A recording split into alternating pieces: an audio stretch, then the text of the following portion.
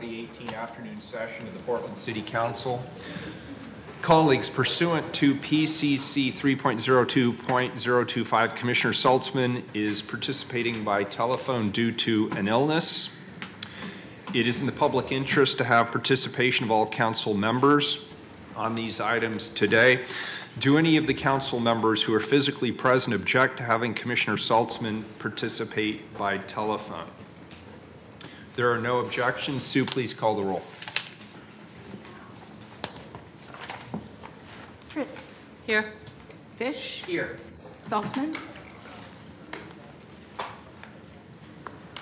Commissioner Saltzman. Can you hear us?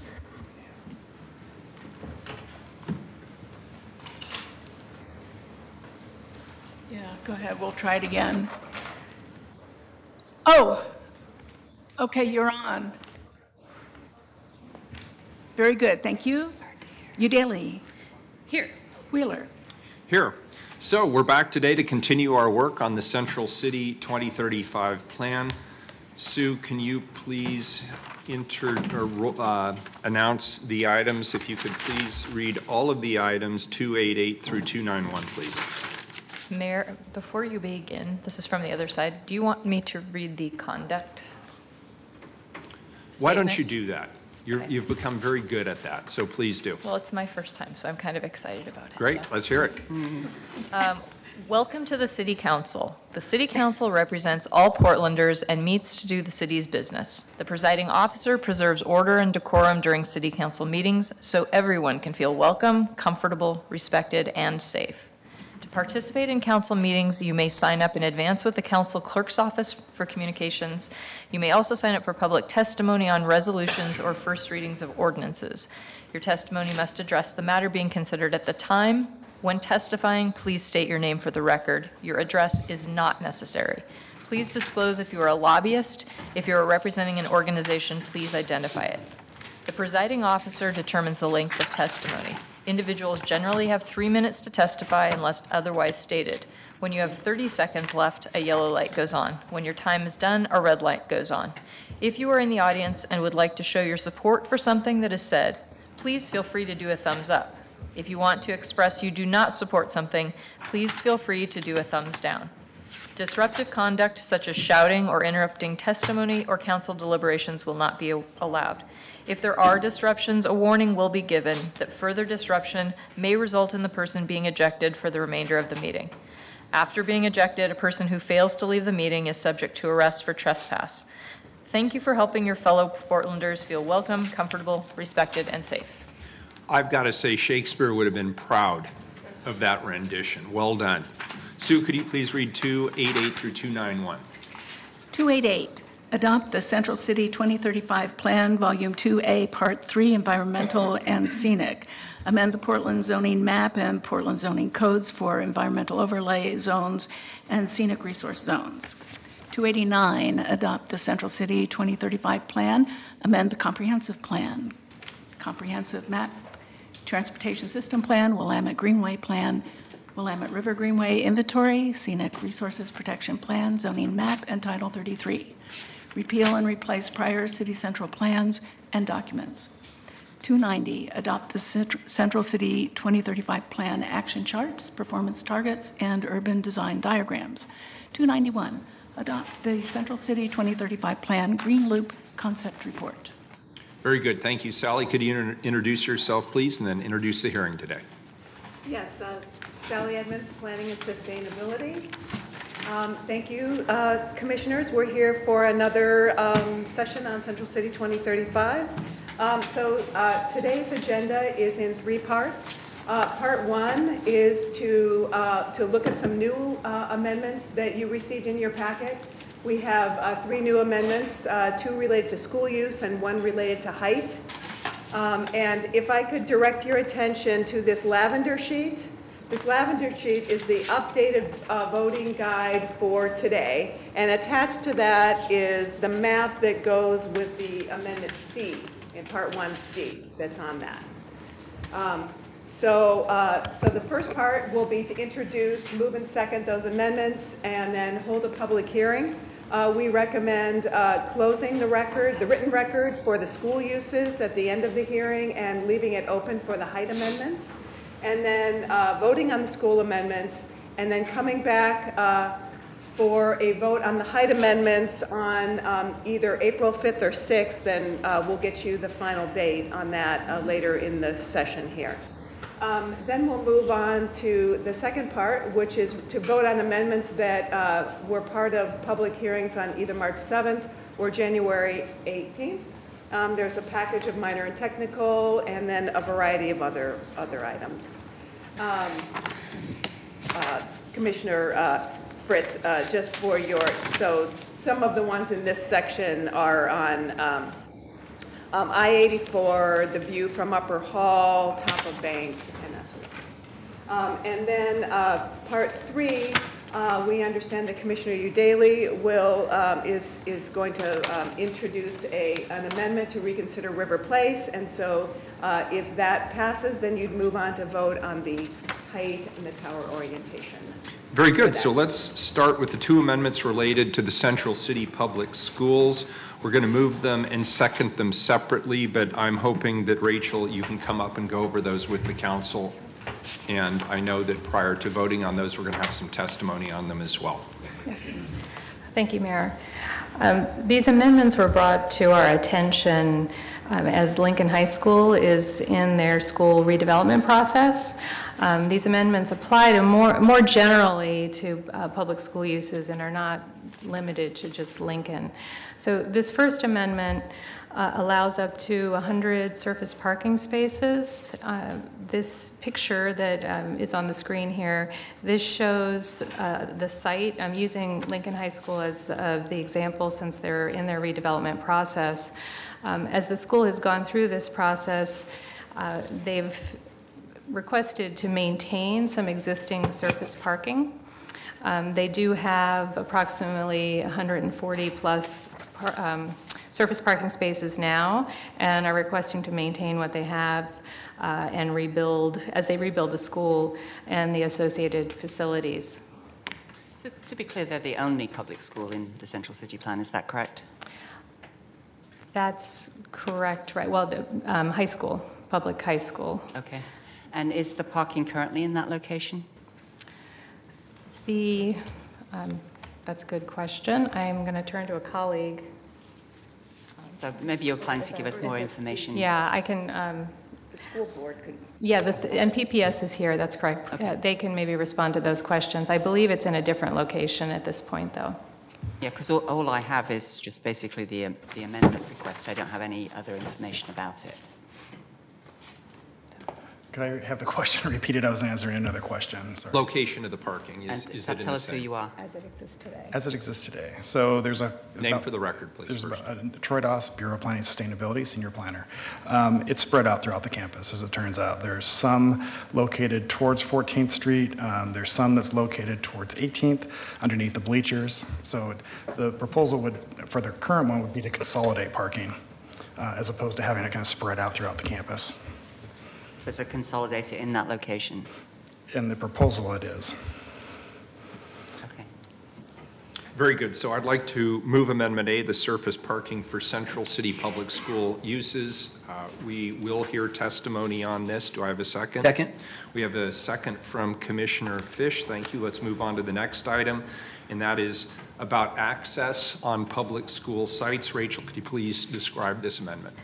Yes, thank you, Mayor. This next amendment is proposing to exempt the public school uses from the superblock regulations. And what this is, these regulations are intended to link walkways and plazas within a site to public sidewalks and to improve circulation through a site. The intent of this exemption is to allow PPS to design their school with open space access ways in a manner that addresses their programming needs, including safety and security. One thing I would like to point out that PPS is in the process in talking with the city, specifically PBOT, about providing public access easements in the future. It's at this time, as they're working through the redevelopment process, they need a little more time to figure out where that will be, but I think that the interest is there for sure of providing public access at certain times in the future. Thank you, Rachel. I'd like to move Amendment B, exemption from superblock regulations for Central City Public School uses. It's extremely important that we allow schools to have the flexibility during the design and programming of their facilities in a way that addresses safety and security needs. And I also think that Lincoln High School will be a great redevelopment opportunity for the entirety of the community. And again, we're going to hear testimony on this. Do I have a second? Second. We have a motion from the mayor, second from Commissioner Fish. Question. Commissioner Fritz. Thank you. Is the super block requirement adjustable or subject to modification through design review? Yes, it is. So why is this exemption necessary?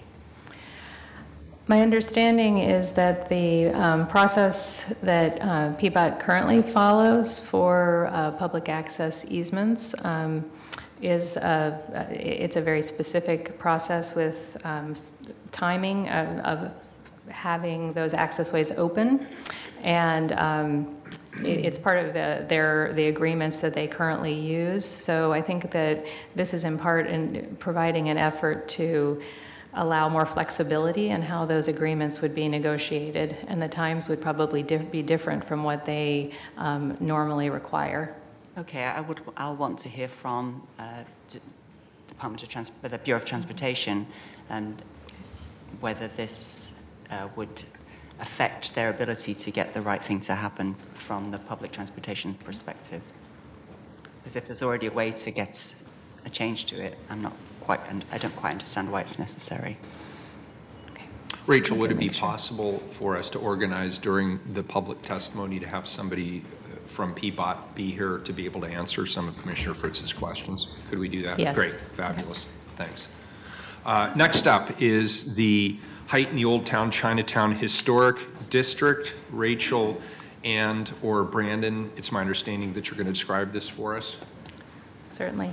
So this amendment request is to increase height on the half block of Block 33 in Chinatown, Japantown Historic District.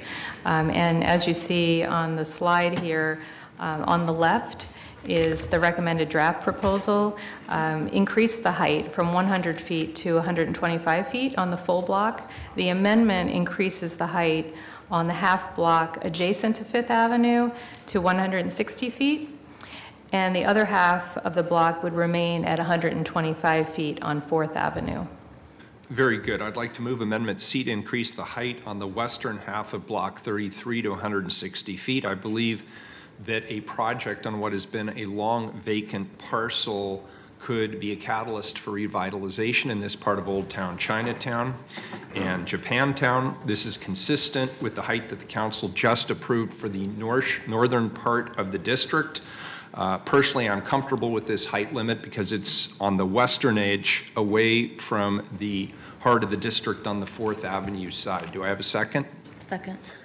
I have a second from Commissioner Udaley, and Commissioner Saltzman, if you have any troubles hearing, just let us know. So clarifying question, please. Commissioner Fritz? Considered in the rest of the plan? Have we already discussed this? In the rest of the plan, this site has been discussed throughout the quadrant plans and this plan. And the approach to the site has been to give it this split height increase, so the 125, 100, I believe it is today, at this, and with a prerequisite that we get the new design guidelines in place. So we have the new design guidelines in place. So this change is just a alteration of what those two heights are, but the split height principle is still there. It's still in the historic district. It's still subject to the new design guidelines. And does it affect any of the view corridors? Does not affect a view corridor. Thank you. Mayor. Commissioner Udaley? I want to support this height increase because we don't need a surface parking lot. We need more housing there. My only concern is with the stability of the historic district, and I understand that this height may still make it vulnerable. So my question is, number one, is that true, and can I get some kind of proof of that? Because right now, all I have is a nod, really. Oh, And yes. number two is there anything this property owner could do to mitigate that potentially negative impact on the historic district by adding more of the kind of required components or? So the increase of height over what has been established and was approved through the creation of the district does create a risk that the district could be decertified. We learned this and we went through this when we did a project a few years ago in looking at heights in the Skidmore Old Town District. Right. And so that's the documentation I have today, but we can get updated documentation for you. These are historic districts that the state, SHPO, the State Historic Preservation Office, could weigh in and have an opinion on, as well as the National Park Service. Both of those at the staff level have informed us that this kind of thing erodes the quality of the district, but neither one are able to tell us like how far is too far. On this district, you know, we face we've updated the design guidelines, so when you ask about what could be done to mitigate it, really the trick for any success, possible success here at all, is to really nail the design guidelines in a way that can satisfy the concerns of the Historic Landmarks Review Board, because this is in the historic district and it's going to go through landmarks review and they're going to apply the guidelines, and that's how what we are creating really is the opportunity to try to design a building that works in this circumstance. And would they weigh in prior to development of this block or after the building exists? Which part The is historic. Oh, they went in last year, the guidelines. So if I understand your question, Commissioner, and Brandon Spencer Hartle, Bureau of Planning and Sustainability, for the record, your question is whether or not the state or federal agencies would comment before or after a development. And I think it could be either. One thing I will say is it's unlikely for the historic district to be delisted without a change. So if your question is, would the district be delisted just at the threat of a new building that doesn't fit the guidelines? Probably not. Yeah. But in terms of advice, they could give us advice at any stage of the process. Okay. But it wouldn't be as part of the approval criteria. No. They wouldn't have to get approval from the state or the federal government before getting an approval. Has the Historic Landmarks Commission considered this request? My understanding is that there are two commissioners here today to provide testimony on this amendment. Thank you. Joe, can I ask you a fairness question?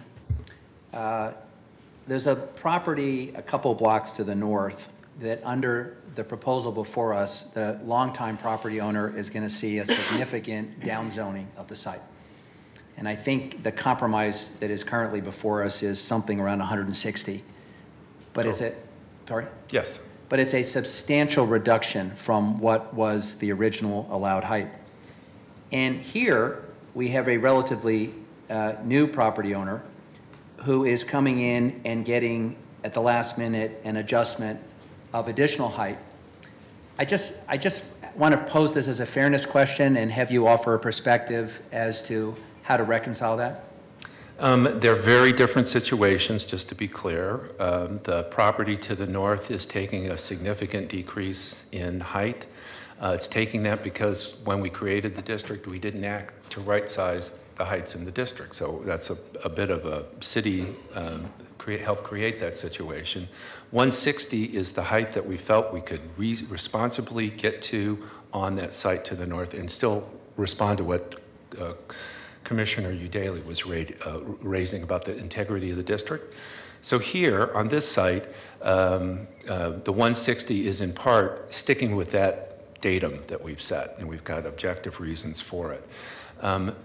The situations on this site is that it's been 100 feet maximum height for a long time, and It's also been a struggle, a site that is a full block parking lot, so no demolitions related to the redevelopment of it, in Old Town Chinatown, in a location that we've been trying to catalyze development for decades, and especially market rate mixed use development. So I remember what Wajimaya was once being proposed. And all of those projects over the years have bumped up against height. So in part, that's why we made this move. We were convinced by all that experience that we needed to open up the height limits here, but only in return for the design review guidelines, meeting those guidelines. And so this is a gradient shift, but it's a very different situation. This one's more being argued for the benefit of the district for a longstanding property that's been difficult to But that's get off the helpful ground. for me to hear. And what's the underlying zoning here? Rachel? This is CX zoning. So just to be clear, and I'm going to say this when we take up River Place, we're going to start saying that one of the benefits here is housing, but under CX we may not get housing. We could get commercial, we could get retail, we could get some institutional use, we could get anything but housing, correct? That's correct. So just so that we're clear. Thank you. So can I make sure I understand what you were describing earlier, Yes. Joe? So the property owner adjacent, the Commissioner Fish referenced, my recollection from our prior hearings was that was originally a 300-foot height limit. Was that correct? Correct, Mayor. And then it's been lowered to 160. And the new property under consideration, Block 33, that is currently a surface parking lot, you have also put the limit at 160 there. Well, this amendment that you would be considering today would do that. that. What was on the table that was forwarded from the Planning and Sustainability Commission was 125 feet along Fifth Avenue side, 100, right? The whole site, it The was thank you, 100, sorry. 100, the whole site going to 125. Right. But that Okay, site has and always the been developer, 100. I understand, had asked for 200, but you, in the interest of keeping it consistent with what was happening adjacent, put it at 160. Yeah, Is that a fair it's the statement? the datum. We've set this new sort of top line based on the circumstance in the rest of the district related to the property to the north, the Menashe property. Very good. That's helpful to me. So this is our favorite time of the hearing. This is the public testimony part, and we are going to take testimony about the three new amendments that have just been moved and seconded. When you come up to testify, please state your name and also begin each comment with the amendment letter, since we're only taking testimony on the three amendments that we just moved and seconded. We already heard testimony about other portions of the Central City 2035 plan during 3 days in September and in January, and again this month. I'd like to take this opportunity, as is tradition, to invite any appointed officials representing their commission and any elected officials to come up first. And we also encourage people, if you have small children or if you have disabilities or special needs, please do let Sue over here in the blue sweater know that, and she will make every effort to accommodate you up front. You have 3 minutes to testify. Name for the record. Please be done when the red light comes on. Don't make me have to intervene. Good afternoon, Mayor Wheeler, Commissioners. My name is Amy Constam. I'm here representing the Board of Education for Portland Public Schools. Thank you.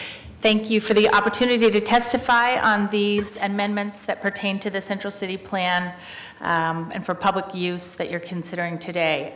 With me also is Eric Girding, who is our project manager for the rebuild of Lincoln High School, and Becca Cavell of Bora Architects, the designers for Lincoln.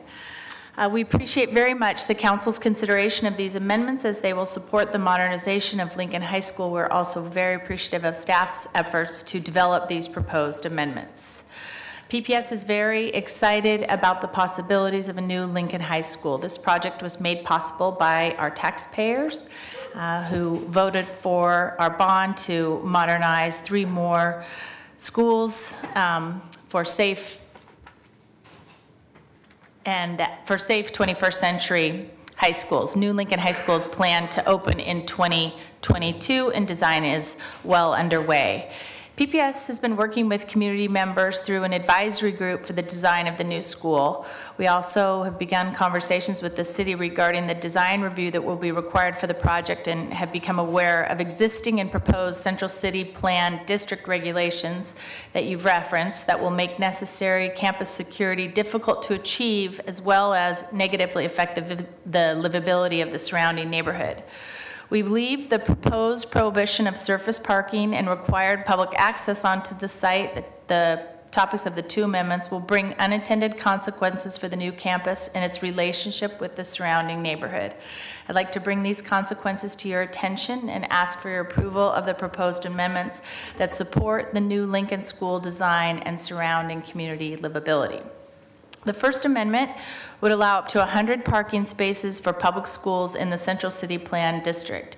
This is approximately the number of parking spaces currently at Lincoln High School.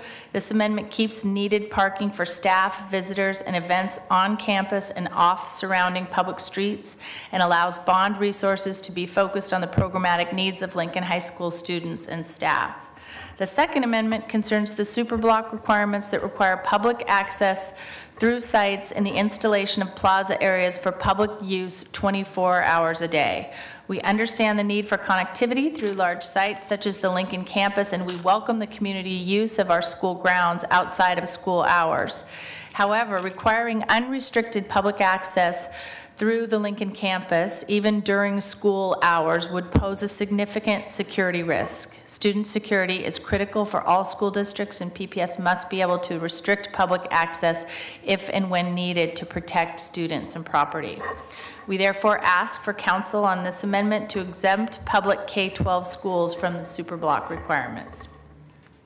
Our conversations with the Lincoln High School Design Advisory Group and other community organizations, including the Stadium District Business Association, Multnomah Athletic Club, have indicated support for the proposed amendments before you today. I believe each organization has submitted those letters of support. Again, thank you for your consideration of these amendments and for the staff's quick preparation and responsiveness as these needs have arisen during our design process. We encourage your adoption. We're happy to answer any questions you may have. Thank you. Thank you very much. Colleagues, any questions? Commissioner Fritz. Have you had any discussions with the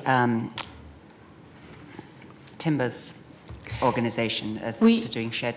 We have, and I'd like to call Eric Erding up, our project manager, to assist me. We did go through a process with the Timbers, the Multnomah Athletic Club, 2+ years ago to determine whether there would be interest in developing joint parking in conjunction with the Lincoln High School site, and the conclusion of that was that there was no interest in partnership. Do you want to add anything to that? Sure. My name is Eric Erding, Senior Project Manager with Portland Public Schools. Your mic on? Yeah, I don't think it's on. Can you poke the button there on the bottom? There we go. There we go. There we go. Thanks. Hi. My name is Eric Sorry, Erding. and folks, when you leave the mics, just leave them on when you leave. It's okay if they're turned on. Thanks. Okay. My name is Eric Erding. I'm a Senior Project Manager with Portland Public Schools Office of School Modernization. We've been in a process of master planning the Lincoln site over the last 2 years.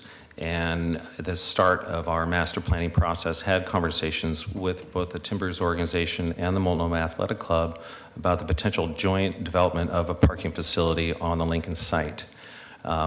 We knew from the school district's position that school bond improvement funds could not be used for a parking structure that was not in support of the educational program. And so there was interest from those neighbors to potentially develop on the Lincoln site to help their parking needs for events with the Timbers and the Mac Club. After initial conversations, both of those potential partners declined to participate in any joint development on the Lincoln site, as they had their own development plans in the works, as we see now with the redeveloping of the Timbers Stadium and the MAC having other plans, perhaps for other properties. So through our master plan process, then our master plan that was presented to voters for the bond measure just included the budget and planning for limited parking for the school staff only, and not any kind of public or public-private partnership. So that's where we are today with the surface parking need that we have just to support the school use. It might be worth asking again, because I don't know when we said no to the Multnomah Athletic Club as far as their parking expansion, but it continues to be a conversation with both of those entities. Yes. And then my second question is about the public access easement. Mm-hmm. Are you proposing to close the campus so that there wouldn't? No, we're in conversation about how to maintain connectivity, how to have the campus open at times to the public to come through. However, it's my understanding that the existing requirements call for completely unfettered 24-hour public access through the campus. So I think it's the main point is that the district needs to have some ability to regulate that access. I guess my question is then, none of the other Portland Public Schools have that kind of a restriction on them? Yeah, actually, it is district policy to allow community use of our school sites after school hours. So that is a district-wide policy. We just don't necessarily have the facilities at all of our sites to effectively regulate and control access. But as we are modernizing our school sites through the bond measures, we are providing additional security for students and staff so that we can regulate public access during school hours. Mm-hmm. But it is posted on all of our sites that these facilities are for the sole use of PPS during school hours. Thank you. Mm-hmm. Very good. And you will find currently and in the future that the Lincoln campus heavily used by the community outside of school hours. Yeah, and I'd also like to add that in our master plan, we have open space, there's plaza space, there's landscaped area, there are open spaces that will be accessible by the public, but it's just during our off hours. So we do want to provide that connectivity and public use. Can I just ask you a question? Is it your plan to continue to have Lincoln function as a high school during this redevelopment, or are portions of the school being relocated to another site? Yes, so the students would stay in the existing building during the entire construction period. So the new school is being built at the west end of the campus, the west end of the existing football field up against 18th Avenue. So the athletic field would be out of use during construction. Kids would stay there, and then once the building is complete, kids would move to the new building, and we would demolish the old building and begin construction of athletic facilities on the east end up against 405. And have you identified an alternative athletic field space? No, we would love to continue to engage in those conversations with our friends at the Park Bureau. Good, thank you. Thank you both. Appreciate it very much. Thanks, Amy. I understand we have a couple of commissioners here as well. Very good. Come on up. Kristen, how are you? Thank you so much, Mayor and City Council, for having us as invited testimony. I'm the Vice Chair of the Portland Historic Landmarks Commission, so we're here to address Amendment 1C. And your name for the record, please. My name? Yeah. Kristen Miner, sorry, I skipped over that part. Let me start by saying that we all want to see development on surface parking lots, especially in a historic district. This has really been a blight and one that we'd like to see filled. The height amendment, though, it is reduced on the half block, but it is still out of scale with the historic contributing buildings. So the tallest historic contributing building in the district is the Mason Erman, which is 7 stories high, and it's approximately 90 feet. I don't know exactly how tall that is. The idea that the 160 on the west half of the block offers a transition is really not appropriate. What we'd like to see in the historic district is for taller development to actually define the edge of the district, to keep that, it's only 2 blocks wide. So again, we're talking about a historic district that is 10 blocks. It's very tiny. And it is, as Commissioner Udaley mentioned, it is threatened.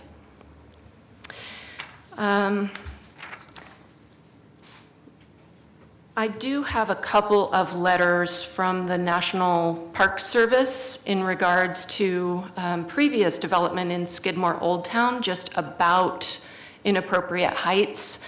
They date from 2008, so I'm not going to necessarily use them as a kind of, to introduce them into the record, but what I'd like to do is contact SHPO and ask them if they would be willing to write a letter to the City Council within the 2 weeks that we have here for this amendment.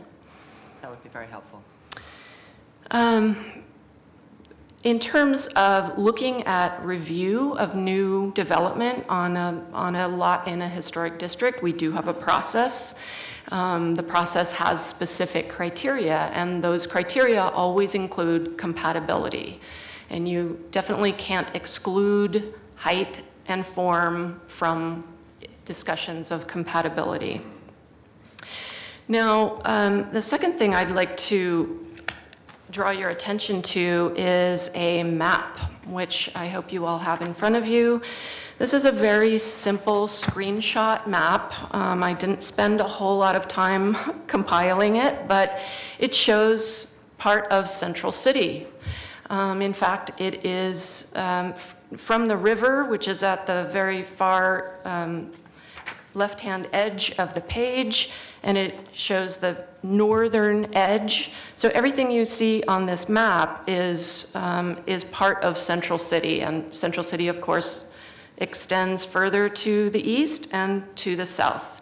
There are a lot of undeveloped surface parking lots on this map, as I think you can tell just from a cursory glance. So I would love to invite the developer who so dearly would like to develop on a block in a historic district to instead look at all these development or these undeveloped sites on the east side within our own Central City that we would all really appreciate the money and attention and design talents that they could bring to one of these lots. Lastly, I'd like to just briefly address the idea that the development could be not only spot zoned, but exempted from discretionary review. I find that idea offensive, as does the rest of the Landmarks Commission. It does erode public trust in the system, and it erodes our perception of your integrity. So we are very glad that that part of the amendment did not make it to consideration today. I thank you very much for that. And I'll turn it over to my colleague. Could I ask a question? And I appreciate your testimony, and thank you for clarifying the Historic Landmark Commission view on this. Yeah. But as you heard city staff say, there have been attempts over a period of decades to develop the surface parking lot, and it's really clear that none of those projects panned out. They just don't pencil out. And we're getting towards the long tooth end of this development cycle, which has been one of the most robust development cycles in the history of this city, and still nothing has happened there. So what would you say to counter the argument made by staff that the reality is we may just be grandfathering in a large block-wide surface parking lot if we choose to do nothing? I guess I would say that the Landmarks Commission would certainly try to fit in as much height as we could find compatible, within our criteria and the guidelines that we have to work with. I am not sure 160 feet would fit within that. And if it seems in the end that the historic district should be jettisoned, there's actually a process for that. And maybe as a city, we should look at that instead of kind of eroding it until, somebody else has to step in and say, you don't have a district anymore. Let's give certainty to all those owners who are relying on, they get historic tax credits, tax-freeze benefits from being a contributing building, and without that, they wouldn't have those funds. Right, and I think that's Commissioner Udaley's point as well. We're Exactly. trying to find that sweet spot, if you will, between encouraging development on that site. I mean, the surface parking lot in the middle of Old Town Chinatown, technically under state statute, it is blight. So we have had a blighted city block in the center of a district that should be thriving and vibrant, and this is standing in the way. And yet we obviously don't want to jeopardize those tax exemptions and tax advantages that are already there in the historic district. So that's really the balancing act we're trying to conduct here, is trying to figure out where is that right balance. Sure. Great, I appreciate your testimony. Commissioner Fritz. And I appreciate, because you have supported the increase that's on the table already. So I would suggest that we should see how that works. But so then my other question is, some people will say that the Historic Landmarks Commission can say, no, that's not compatible at 160 feet and that you therefore can't develop. What's your response to that? I would say that there's a process for that. If in fact that we, as a commission, make findings that a development at a certain height is not compatible, the applicant has the ability to come in front of City Council and make their case. I guess my question is, if it's allowed to be 160 feet, will you have the confidence that if you say no, it's not compatible, that it would then come to council and that we would agree with you? Of course, we had the confidence, because it is, we do have specific criteria. So we'll be debating these issues. It's not an easy call. Is it possible to develop at 160 feet and be compatible?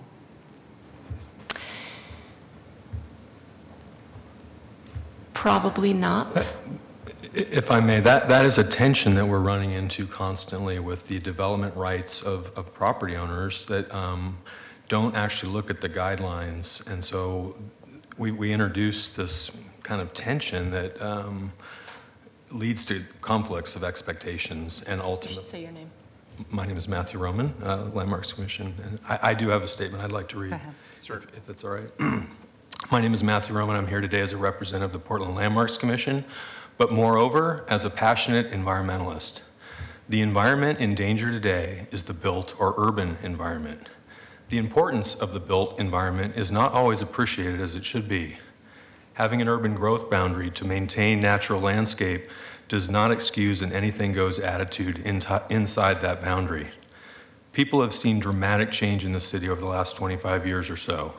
Thankfully, Portland is blessed with an array of important historic landmarks and districts, all of which tell a story about our past, both the good and the bad. And those points remain a constant cultural touchstone for our collective memories. You are faced today with deciding the outcome of what I would describe as an endangered species. If you think that's hyperbole, then I doubt you understand the gravity of the situation before you.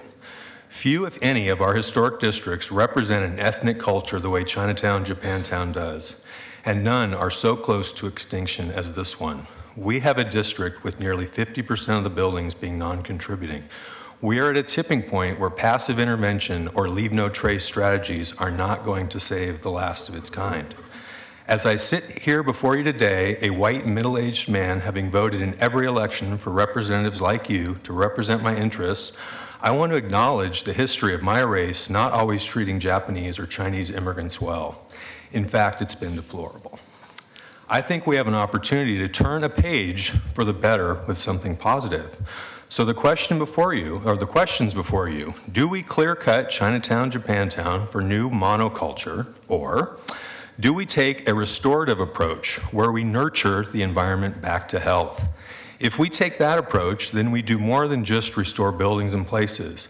We give a potential Chinese, Japanese immigrant, not even born yet, something positive in our history to be a point of pride. And then we restore our own relationships to the minority communities that are so fundamental to what our city and state are about. Previous councils have recognized The restorative approach is more in keeping with our overall values than the clear-cut approach. That was demonstrated with the investment the city made developing and adopting the design guidelines. If you now change direction, consider the honest approach is to go through the process of demolition review and declare the district dead. That is the de facto result of this proposed amendment. I believe the viability of the district will be called into question if this site is not treated appropriately. More than anything on this site, we need wholly compatible design. What that means is laid out entirely in the guidelines you approved, and an appropriate developer with a good architect can make a wonderful building work on that site within the 125-foot limit. Finally, while I very much doubt this is some kind of political deal, keep in mind how it can appear that way to the public. The idea of equal protection under the... May I just... You can finish your comment. The idea of equal protection under the law runs contrary to spot zoning individual properties. Take caution, the road you're going down will only bring more requests in the future, and the potential for corruption can be avoided altogether if we just say no to the concept in general. So let's honor the Chinese and Japanese contribution to the health of our built environment by investing in the future of this place. Think big. Figuratively, not literally. You have the power to create something that can be looked back on with great pride 100 years from now, and our children's children can say this moment represents a positive chapter in the history of ethnic relationships in our country. It's about time we give something back. Thank you in advance for doing the right thing here. Thank you. Could I ask you the same question, because perhaps you have a different perspective? Would you agree with me that a surface parking lot does not honor ethnic diversity in the city of Portland? I would agree, but I would also agree that you could condemn that lot and turn it into a public plaza, and then it wouldn't have cars parked on it. It would be a festival place. I mean, when you say do nothing, you forget that you have the power to take that lot and do whatever you want with it. And that's fair. I'll just make the comment I made earlier. I do agree. You know, I've come in and I've watched that sit there for decades with no activity at all. And so here we have an opportunity to potentially address additional issues while maintaining that balance and preserving the integrity of the historic district. So I'm not convinced it's an all or nothing proposition. That's all I'm saying. No, and in fairness, part of the reason that site has had a hard time is because they keep coming up with the most incompatible designs that you've ever seen. They don't look anything like any of the patterns in the district. If you look at the guidelines and looked at their last proposal, there's no way I could vote in good conscience and uphold my oath as a commissioner to apply those standards objectively. I mean, I couldn't do it. Right. Thank you for your testimony. Good afternoon. Hi, I'm Maya Foti, Commissioner Foti. Commissioner, is that on? Glasses push. Yeah, just leave the mics on. Sorry, I didn't turn it off. No worries. I second everything my fellow commissioners said. I'm the newest commissioner, so I've only been on the commission for 10 months, and I'll just take a different angle of all this. They were quite articulate about the importance of the district, and I would say so far everything that I've seen as far as the whole process has been very deliberate. There's various code amendments being vetted, 3 various ones right now. A lot of thought, a lot of public input. So when all of a sudden this amendment came up, I couldn't wrap my head around it. I wasn't quite sure. I'm like, wait a minute, they can do that? Like in 2 weeks, they can just make a decision like that, which has a tremendously long-term impact because, these districts, we're not just looking at, 5 years, 10 years. I mean, we're looking at the shape of Portland. I mean, if we think of Pike Place Market and Grand Central Station and these great development plans that had to happen immediately, and then you look back now and you're like, oh, thank God we didn't do it. So I'm just asking, I understand completely. I bike all the time and I sort of avoid many of the areas in Chinatown because it's not pleasant to go through. So I understand the need to develop it and the need to develop it appropriately. And I'm just asking for just more thought and how's that done instead of a knee-jerk, yeah, let's do it now and get it done. Thank you. Can I just offer a comment? And that's why thank you all for your testimony and for coming here. And I'm glad you're testifying at the front of the hearing because sometimes you end up having to wait a long time and you have you're already giving a lot of your time to the city, so I appreciate your testimony. This is one of those decisions where we're sort of on the horns of a dilemma. I mean, it is going to be a difficult judgment call. I'm just reviewing the letter we got from the Old Town Community Association, which has supported this amendment. And in it, they talk about, you know, catalytic investment. Who can be against that? They talk about maybe the window closing on the construction cycle. I mean, we're hearing that there is going to be a slowdown for which we'll likely be blamed, but I think it's called the natural cycle of things. And there's a big reference to, you know, capitalizing on inclusionary housing, which of course in a CX zone, there's absolutely no guarantee we'll get any affordable housing at this site. It could be many things. So the one thing that I just want to, that I'm going to consider as I digest the testimony, and I guess we're going to vote on this in a couple weeks, is I'm actually not smart enough to understand what is the spark that causes development. I don't know. It may be the availability of capital. It may be that someone we've run out of space and this space becomes just the last place to build something. It may be an irrational desire to build somewhere. I don't know what is the ultimate decision, in fact. But I do know that while we're talking about the fact that this site has not been successful for a long time, it is adjacent to a site that also was blighted for a very long time and has now not only been redeveloped, the Grove Hotel, but has been sold to a British company because it's such a hot location. So it is ironic that we're talking about sort of, you know, trying to divine market forces when immediately adjacent we have actually a big success story. There was a redevelopment of a historic property. It's now been sold to another company, and it's about to become a marquee thing in our community. So I would actually argue that that's a pretty good indicator of what's happening in that area. And so for me, maybe the burden of proof on needing the extra height goes up a little higher to establish that that's really the but-for need here. So I'll consider your testimony carefully. Thank you so much. I think you're onto something there, Commissioner, with that comparison, because that development went 9 stories, and I feel like that can certainly be something that the 125 feet could accommodate. So I'm not sure why the false choice of only being able to do 160 has been offered to you. Please. Sorry, I just lost my train of thought. I do that all the time. Very good. Thank you very much. Thank you. Thanks all 3 of you. We appreciate your testimony. Were there any other elected officials or commissioners? Very good. Sue, next 3, please. We have 17 total. It appears that they're all speaking on Amendment C. Okay, so let me suggest this. If you hear testimony that sounds a lot like the testimony you're going to give, feel free just to say, my position is X. You've heard testimony on that. I agree. Thank you very much. It'll be duly registered. Otherwise, name for the record. You have 3 minutes to testify. When the red light goes off, that means your time is done. The first 3, please. Tim Ramus, Daniel Caven, Tom Brennicky. They'll be followed by Brianna Murtaugh, Joseph Schaefer, and Helen Ying. Good afternoon. Why don't you start us off, sir? All right, thank you.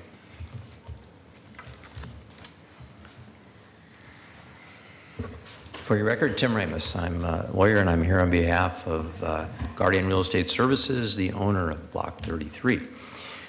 Here today to join with the Neighborhood Association in support of 1C, the amendments offered by the mayor, but with some adjustments that would reflect the specific proposal that came from the owner and the Neighborhood Association. The proposal is the product of the confluence of a number of factors, one of which is the openness of the council to hear from neighborhoods about what's required to make their neighborhoods a better place. The second is the openness of the property owner to take risks that are unnecessary, given that the conservative choice might be to simply collect rent from parking, and his willingness to engage with the neighborhood to find a solution. And finally, the sad recognition that there is an urgency here to take action in Chinatown to improve conditions. And for those of you who are patrons of businesses and restaurants there, who are there in the evening hours, you know from personal experience what's happening. The goals of the proposal are first to prove wrong the prediction of the appraiser who worked on this project that the highest and best use economically of this property into the future is surface parking. that is something we're trying to defeat. The second goal is to create more housing, more people who are committed residents of the neighborhood with the benefits that will bring to personal safety on the streets and the viability of businesses in the neighborhood. There are three elements that are critical to the proposal. One is height, which we've discussed. And the height there that's sought on the western side is 200 feet. You'll hear more testimony on that. Second is an increase in FAR, because an increase in height without related FAR doesn't produce any more housing, as you know. Finally, the proposal asks that all the new design guidelines apply, but that they not be used to undercut the allowed height and FAR. And the reason is this. First of all, from a policy standpoint, that's the recommendation of your DOZA study, which you accepted and have asked for the implementation of. So it's not an outlandish policy to ask for that. There's a good policy basis. More importantly, Landmarks has authorized a written declaration, which I believe was sent to council members, stating for the record that it would not approve any project on Block 33 if it exceeded 125 feet. So the project that we've been talking with the community about would simply not be approvable, and they've announced that ahead of time without seeing the project, without talking to the neighborhood association or the property owner. So it would be, I think, a useless exercise for us to go through that process. It would simply end up in an appeal here. The reasoning provided by Landmarks is largely unsupportable. And let me respond to Commissioner Udaley's question about the likelihood of the property being taken out of historic status by simply the application of that we're talking about. Is that a question you're asking, Commissioner Udaley? That is my main concern. Very good. I wouldn't feel comfortable voting to raise heights here to benefit one property owner, knowing that I could be basically punishing every other property owner with a contributing building in the district. That's I understand that. No offense. And no, your specific question about whether it would lead to the unwinding of the district, I would commend your attention to the actual application for designation for this property, for this district. When that was filed, they were required to describe the zoning. And that zoning description includes high-rise buildings in the area and FAR of 9:1. So it seems to me a fallacious argument to say that if development happened that's consistent with the application that was made for the designation, that that would lead to the unraveling of the designation. Tim, what is being proposed for this site? Maybe I'm missing something, but what is, in very brief summary, what is the proposal and what guarantee can you give us that there will be housing? The proposal is in two parts. The ground floor of both parts would be retail. The western portion would be a residential tower, and you'll hear more discussion of that and more description of it.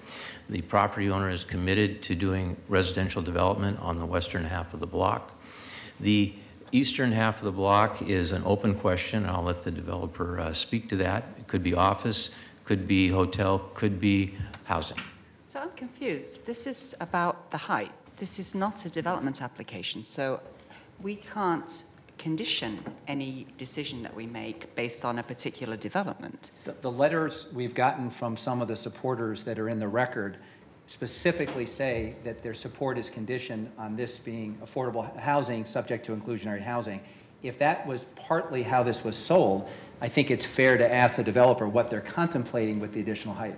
But there's no way to enforce that. No, there is a way to enforce it. We can deny the amendment. Or you can condition it. I just want to know what we're talking about.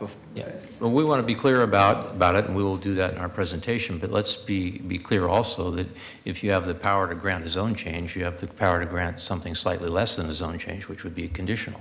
So you do have the tools to make this happen, and we'd be happy to work with your staff on that. Thank you. Thank you. Good afternoon. Daniel? Oh, I can go first. Tom Brennicky, thank you. My company owns Block 33, full city block located between 4th and 5th, Cooch and Davis in the Chinatown, Japantown Historic District.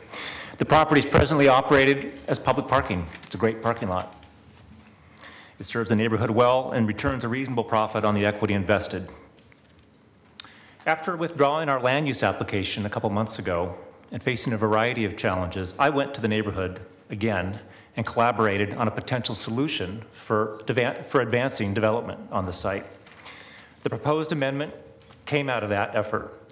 It will provide for flexibility, improved financial feasibility, and much higher odds that a high-density, mixed-use, transit-oriented development project will be built in the near term. We have worked closely with the neighborhood and understand their expectations. The Old Town Community Association is fully supportive and excited about a potential housing development on Block 33. I want to acknowledge the hard work and constructive input of Board Chair Helen Ying, Jesse Burke, Vice Chair, and other board members, Dan Lenzen, David Lyken, and along with the Land Use Committee Chair, Zach Fruitengarden. We came together, we created a reasonable solution that's being brought to you today. Thank you, Mayor Wheeler, for your support and sponsorship of the amendment. Despite the ongoing deterioration of the neighborhood, crime, and homelessness issues, we believe we can deliver on the community's vision. We're a successful Portland-based housing operator and developer who's willing to make over $250 million investment in Old Town Chinatown. It's a catalyst development which we expect will be a big step forward in revitalizing this neighborhood. Our ask is simple, straightforward. Approve our proposed amendment as originally written and proposed to the neighborhood and agreed upon. An additional height of 75 feet up to 200 feet on one half of the block, along with the additional FAR, which will create a feasible project. If we're granted the amendment, it is important that it not be subject to further adjustment, so we will have the certainty needed to proceed. Thank you. Thank you. Good afternoon. Thank you for having me. My name is Daniel Caven. I'm providing testimony for 1C. I'm a partner at William Caven Architecture, a co-owner of Block 33, and an advocate and activist for dense urban living and affordable housing. If you get on your phone or you jump on a computer and search for Portland, the app will drop a pin 300 feet from Block 33. Not only is the block a central piece of historic Portland, but it continues to be the modern center of Portland. Renewed vitality in this recently struggling neighborhood is critical to not only those that currently live and work there, but to the entire metropolitan area. Portland's collective brand and reputation to the world at large is dependent on the success of this historic neighborhood. Over the last 3 years, we have worked hard to understand from our community what is important to them and bring a project to fruition that is representative of those desires. This is what we have learned along the way, and our current design and the changes being requested is a reflection of this ongoing discussion. The block west of this street, to the west of our property, is zoned for heights up to 460 feet at 9:1 FAR. It is the community's desire to taper the height down to 4th Avenue from the 460-foot potential on 5th Avenue. Housing requires slender building profiles in order for increased access to light and air. As such, we have conceptually massed the building in a tapered manner. We need to be able to build to 200 feet on the west side of the site and a minimum of 125 on the east side of the block. It is our desire and the neighborhoods to bring as much housing to the neighborhood as the market will bear.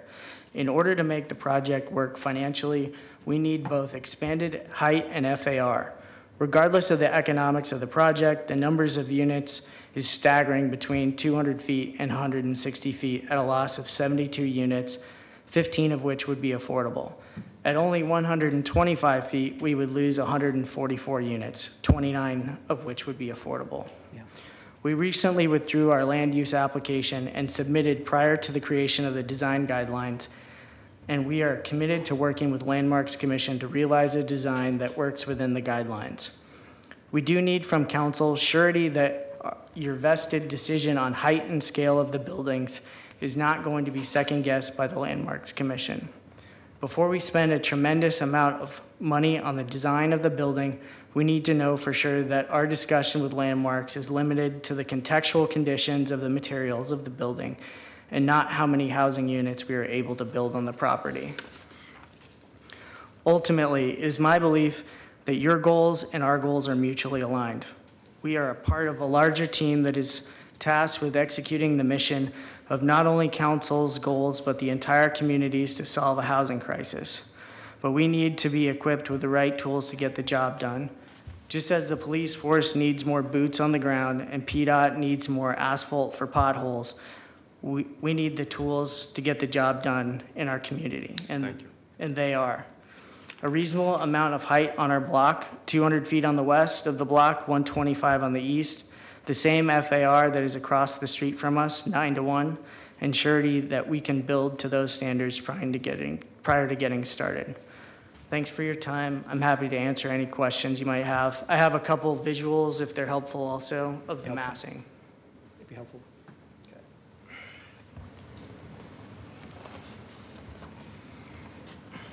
You want to stand up? Sure. So that's the massing diagram. And Could you speak into the microphone, please? Because we're on the record. Sure. Thanks.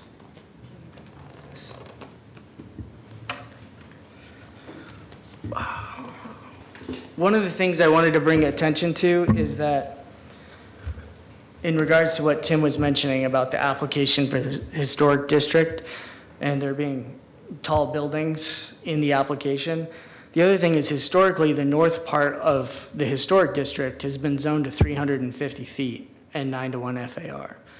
That's been the case for a long time and still is until the comp plan is in place. And the Department of Interior knew that, I assume, when they made the application.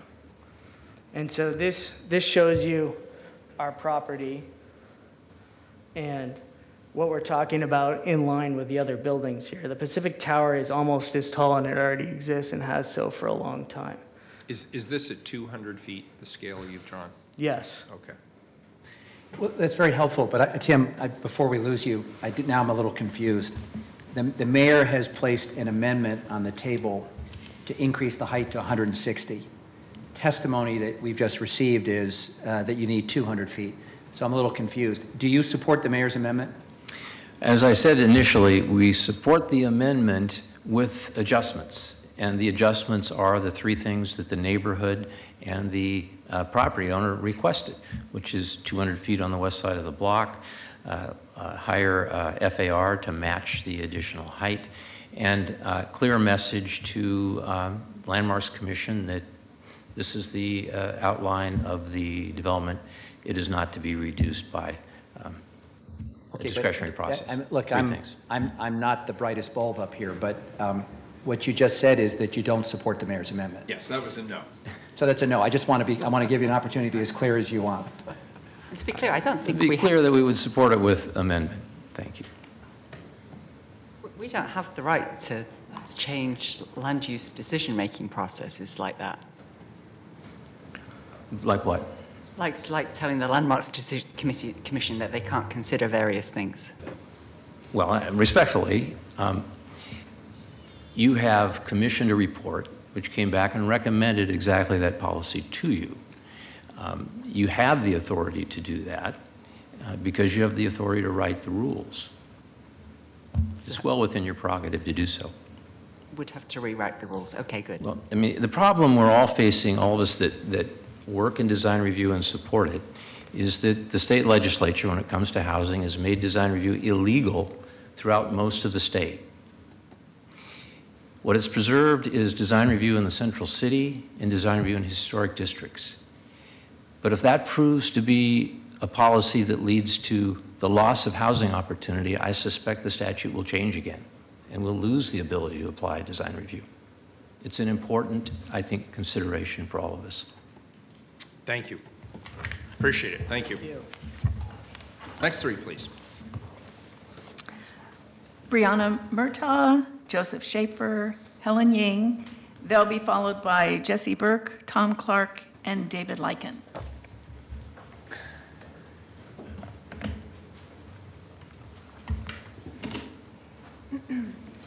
Hi, my name is Brianna Murtaugh. I'm the project manager with Guardian for Block 33. Nearly 2 years have passed since we acquired Block 33. In that time, construction projects in Portland have seen cost escalation between 8 and 15%. Interest rates have climbed by 130 basis points, and inclusionary housing has been implemented. The 2035 plan adjusted the height on Block 33 to 125 feet instead of the 150 that was originally supported by the neighborhood. Construction cost and interest rate increases are something developers regularly have to contend with, but I think it's important to mention the impact of inclusionary housing specifically. Inclusionary housing permanently reduces the value of the project somewhere between $17 and $25 million, depending on which affordability option is selected. This makes the project increasingly difficult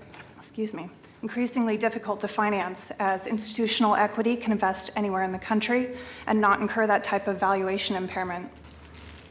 Block 33 has specific fixed costs and challenges. Subterranean parking is a critical concern of the neighborhood.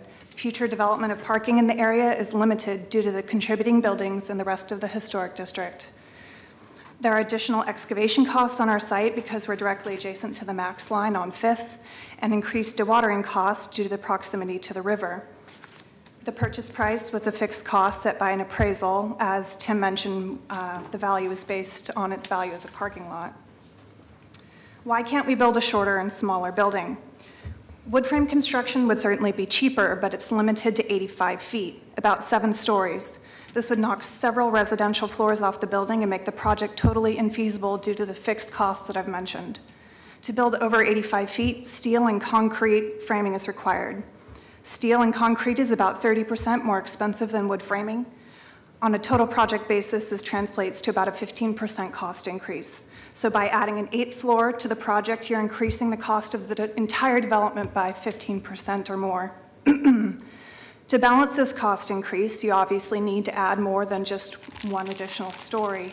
Each additional floor adds rentable square footage that incrementally helps to offset the overall cost increase to that base building cost. The implementation of inclusionary housing reduces the impact of this offset, requiring additional rentable square footage to make the project pencil. 125 feet simply doesn't get us there. Thank you. Good afternoon. Thank you, Mr. Mayor. My name is Joseph Schaefer. I'm a land use planner here on behalf of Guardian and the ownership group. And I would like to respond to a couple questions that have been raised in the earlier testimony. First, to follow up on Commissioner Udaley's questions about the status of the historic district. The City Council decides if the historic district is going to be de-designated. So I want people to understand that, you know, this is not something that's likely to be pulled out from underneath you unknowingly. That's not my understanding. That's true. We don't say whether it gets in. I don't think we say whether it goes out. Yeah. Well, that's not my understanding. So, thank you. Okay. And then the second comment I'd like to make is questions have come up regarding why the tapered height, why taller on the west side, why lower on the east side of the block. And when we saw the proposal for the north end of the district to be at 160 feet, you know, we talked about that.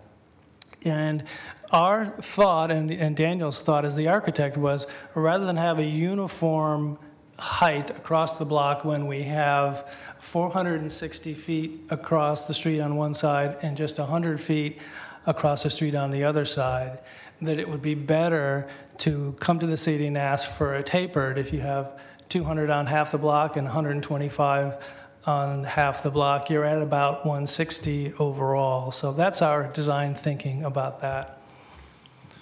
The last comment I'd like to make is in response to Commissioner Fish's questions about what we're proposing. So I'm going to run off some numbers and I'll get them in the record for you before you vote. The proposal that you saw on the board here from Daniel has 342 apartments in it. At 80% of mean family income, that would mean 68 affordable apartments. If we went to the 60% of mean family income, that would be 34 affordable apartments. And this, of course, is the math under the inclusionary housing. That's at a 12-to-1 floor area ratio. At 9-to-1 floor area ratio, the overall number of apartments drops to 198. the number of affordable apartments at 80% drops to 39, and at 60% of mean family income drops to 19. Under the current 6-to-1 FAR, if the retail and the commercial tower on the east remain, we're down to just 54 apartments. So we ask you to support housing, support an FAR increase in addition to a height increase that actually allows the units to get built. Thank you. Thank you. Appreciate your testimony. Good afternoon. Good afternoon, Mayor and Commissioners. So I'm going to come with two different hats on today. First as, my name is Helen Ying, by the way. Thank you. First as the chair of the Old Town Community Association. And then I'm just going to make a few comments after I read this letter to you as a Chinese American in the community. So first I'm going to just read this letter from our community association. Block 33, located between Northwest 4th and Northwest 5th Avenues and Northwest Cooch and Northwest Davis Street, represents a potentially catalytic development site for our neighborhood. The community has been discussing this significance of this block for over a decade and have had several potential starts and stops with previous property owners and developers. The last real opportunity for this block was the siting of Uwajimaya. It was clear that the success of this potential development was dependent on receiving additional height of the currently zoned height limit of 100 feet. All of the preliminary designs, drawings had a potential height of 165 feet across the entire block to make this project financially feasible. Unfortunately, due to the timing of the project along the downsizing of Uwajimaya, this project never materialized. Understanding the significance of this block, the Community Association fought for additional height and FAR during the Central City 2035 West Quadrant process, which we knew were key to ensuring its success. We were clear that in exchange for this additional height and FAR, the developer needed to provide much needed market rate and middle income housing units and ensure that the development helped protect preservation of the historic resources in a new Chinatown, Japantown historic district. We felt so strongly about this that we tied our support to additional height and FAR to the development and implementation of design guidelines for the district. The district now has adopted new design guidelines, and the final draft Central City 2535 plan gives this block a height limit of 125 feet with base FAR of 6-to-1 and available bonuses of 3-to-1 FAR. Tom Brennicky, the developer and property owner of Block 33, recently approached the Community Association to discuss a request for an amendment to the Central City 2035 plan that would greatly increase his odds of creating an economically viable mixed-use housing development in the near term. In our discussion with Mr. Brennicky and his design team, we've come to appreciate that rising construction costs, coupled with inclusionary housing requirements, have created a set circumstances that have once again rendered a potential development on Block 33 economically infeasible.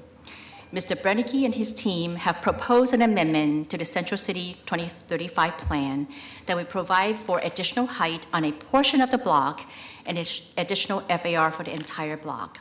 This will allow the height on the east Helen, I'm sorry half block. I don't want to be rude, but I notice you're halfway through the letter and your 3 minutes has expired. Is somebody else going to read the second half, or will you just trust that we will read? So I am just going to stop where I am there on the letter and just want to ask that you would consider providing the tools for the development of this block. And I'm just going to make a really quick few comments as a Chinese American in the community. That is, I am involved in this community because I value and treasure the history of this neighborhood and what it represents in my own history during the time when my grandfather was in this country. And what the dark side of that part of this history and how we need to look at, how to, I think one of the landmark commissioners mentioned it earlier, how to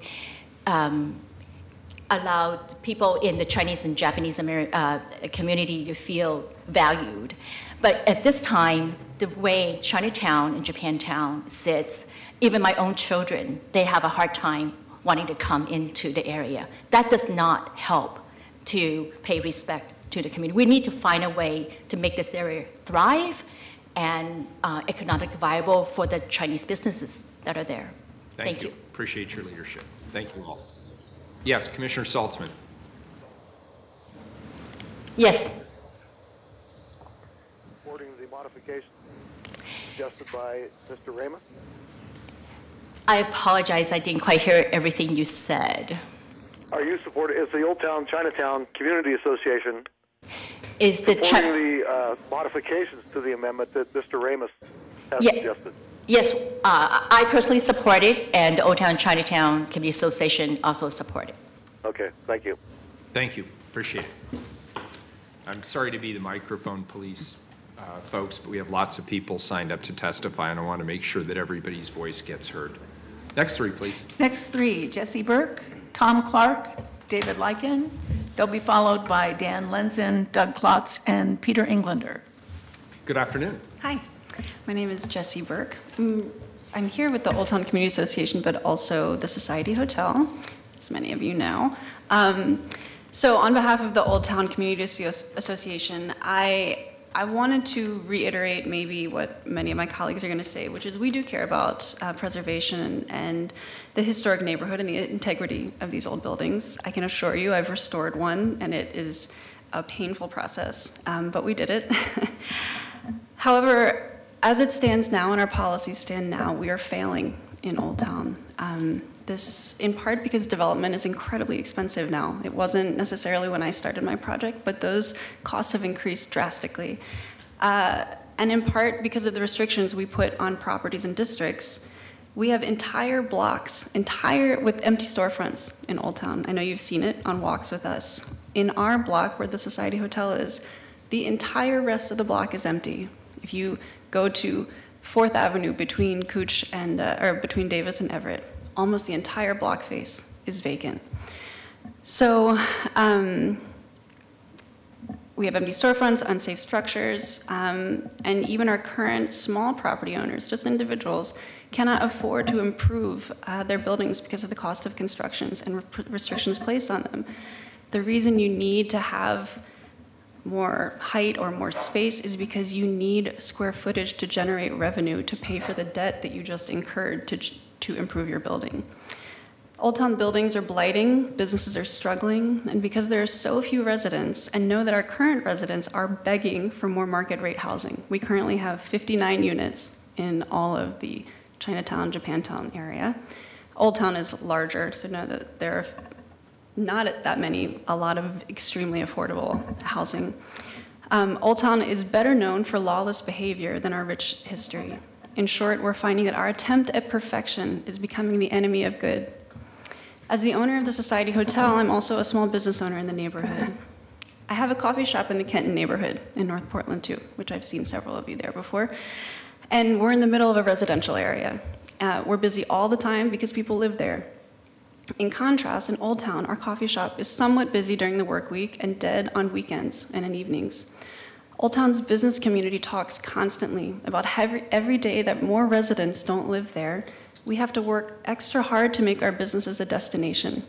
This project would provide a great number of residents with enough disposable income to patronize our businesses on a regular basis because it's their neighborhood spot. If we truly care about preservation and housing and economic vitality, I ask that the city get a little more creative. We can't predict the future. We don't know what pitfalls may arise with any of these decisions, but being purists isn't working in this neighborhood. These businesses are struggling. This district has been dying for years. So I implore you to take a chance and help this neighborhood make this project happen by approving this amendment and whatever else they may be proposing. But the business community and the community association really support this project because we're dying. Thank you. Good timing. Thanks. Slightly depressing, but good timing. Thank you. Sorry. Good afternoon. Hi, my name is Tom Clark. I am a neighbor of this project. in two ways. I'm a partner in a firm that is in the building at 333 Northwest 5th with Clark Chose Architects. I'm an architect. I'm also a building owner. I own that same building, or I co-own it. I'm active in the Old Town Chinatown Community Association, particularly on the Land Use Committee. And I also participated in the updating of the design guidelines for the historic district. I want to just say that we, as property owners in the district 2 blocks away, support this height increase, the full 200 on Fifth Avenue, which is where we also exist. And we support it because we really need to create a more active cultural district. We need to have activity on the streets. As Jesse just pointed out, there are dead zones in our neighborhood. This is one of them, and there are a few other ones. And what happens with the dead zones is those unoccupied areas are collection points and backwaters for people to collect undesirable people. And in particular, I'm referring to drug dealers and campers and others who really distract and turn away people who would be supporting businesses and coming into the district. This is no secret. You all know about this.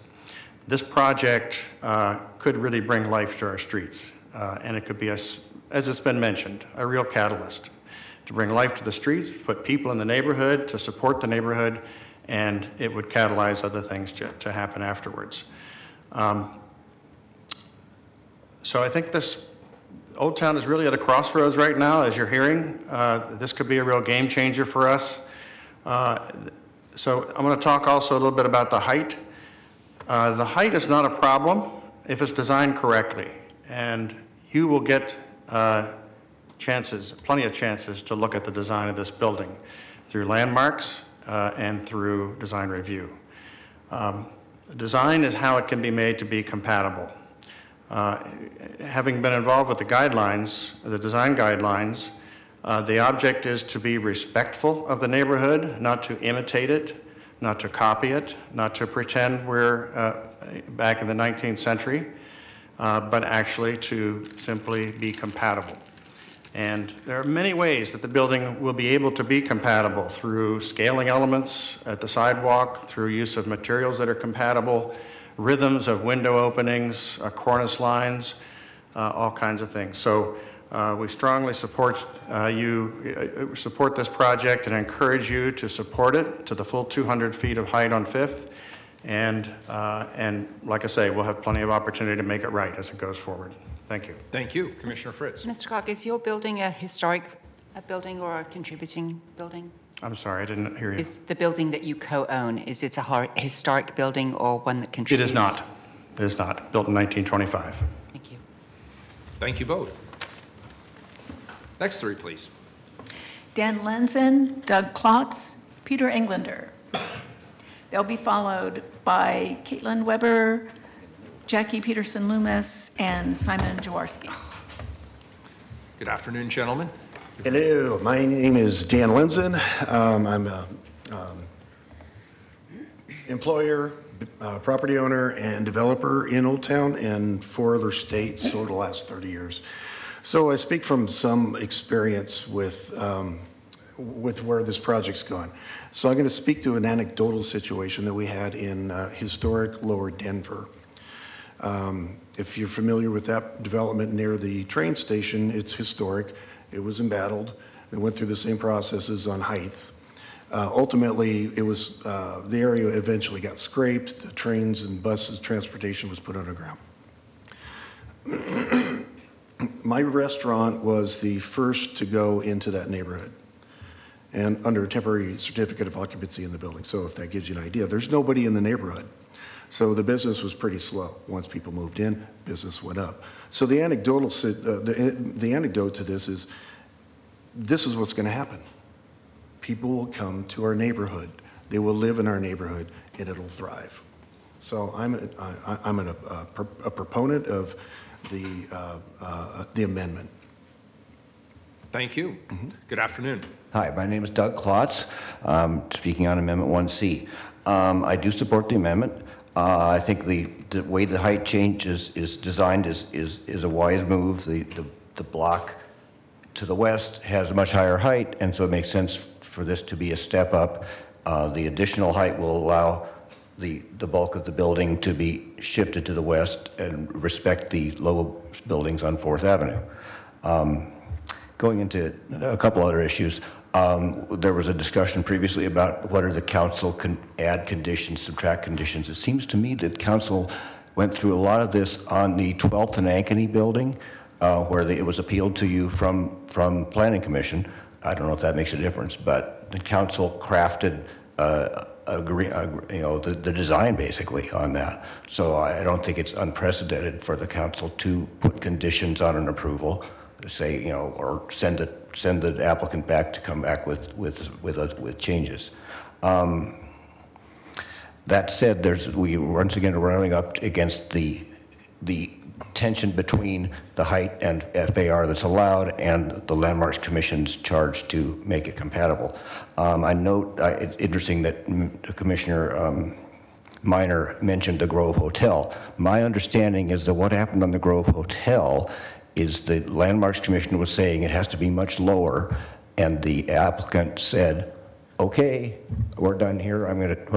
We're done here. I'm going to take it to council. We can just stop this hearing right now.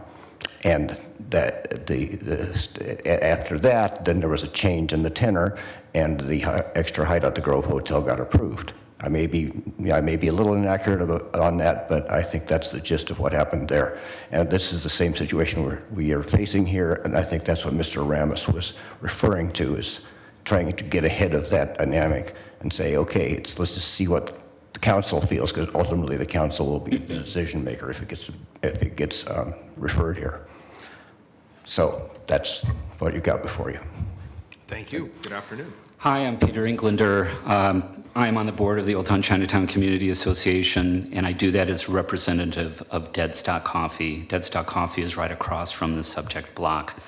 I'm full support of the Old Town Chinatown Community Association letter as it's been submitted to you, so I'm not going to reread it or reiterate the issues, and I've been raising my thumb, and so I want to make a few more points as well. The points that have been made about the surface parking lot, I want to emphasize that a little bit more, because I want you all to know that this is one of the most profitable, if not the most profitable, surface parking lots in the city. Why? Because of this gentleman and his colleagues and the businesses that they run on the weekends. And so that full service parking lot does a great business on Thursday, Friday, and Saturday night, as well as completely during the day. So when you've heard comments about, I can just hang on to this as a surface parking lot, I want you to strongly, strongly consider that. You've heard about the historic guidelines, which you've recently adopted. You've heard about threats to the historic district. In all of that, I encourage you to also look into how many districts have been delisted nationwide. And I also want you to consider that, because you have these guidelines, and I don't know the status of the guidelines in Skidmore, but I'm sure you're doing those as well. You didn't have those before. So there's a level of certainty that those guidelines provide. And you've got a Landmarks Commission to maintain them. Commissioner Fish, you made a comment about the Grove Hotel and its ability to be able to exist or to develop and do very well and sell for a lot of money. It's selling for a lot of money because it's a hotel. It's a high-end hotel. We're talking about housing on this block that will include inclusionary housing, and this is also a neighborhood with one of the highest, if not the most highest, concentrations of low-income housing in the neighborhood, which we love and embrace. I want to speak to the data and fairness issue that was discussed at the beginning. The other block is right across the street from the Chinese Garden. This one is not. So although I can understand that idea, you have other considerations with something next to a very important asset to our city. Those are the major points I wanted to make. The last thing I wanted to do is read you a quote from the guidelines, from the historic guidelines for this district, because I think it's important. And as I understand the guidelines, they don't address height very specifically, but they do say this in the vision statement, and I think it's a great vision statement. It's only a sentence. New buildings have the traditional base level that blends well with older buildings. Base level. That doesn't mean the entire building. It doesn't mean the entire height, but it does mean at the base level. Thank you very much. Thank you. Thanks all three of you. Thank you. Next three, please, Sue. Caitlin Weber, Jackie Peterson-Loomis, Simon Jaworski, and then our final speaker will be Lincoln Tukal.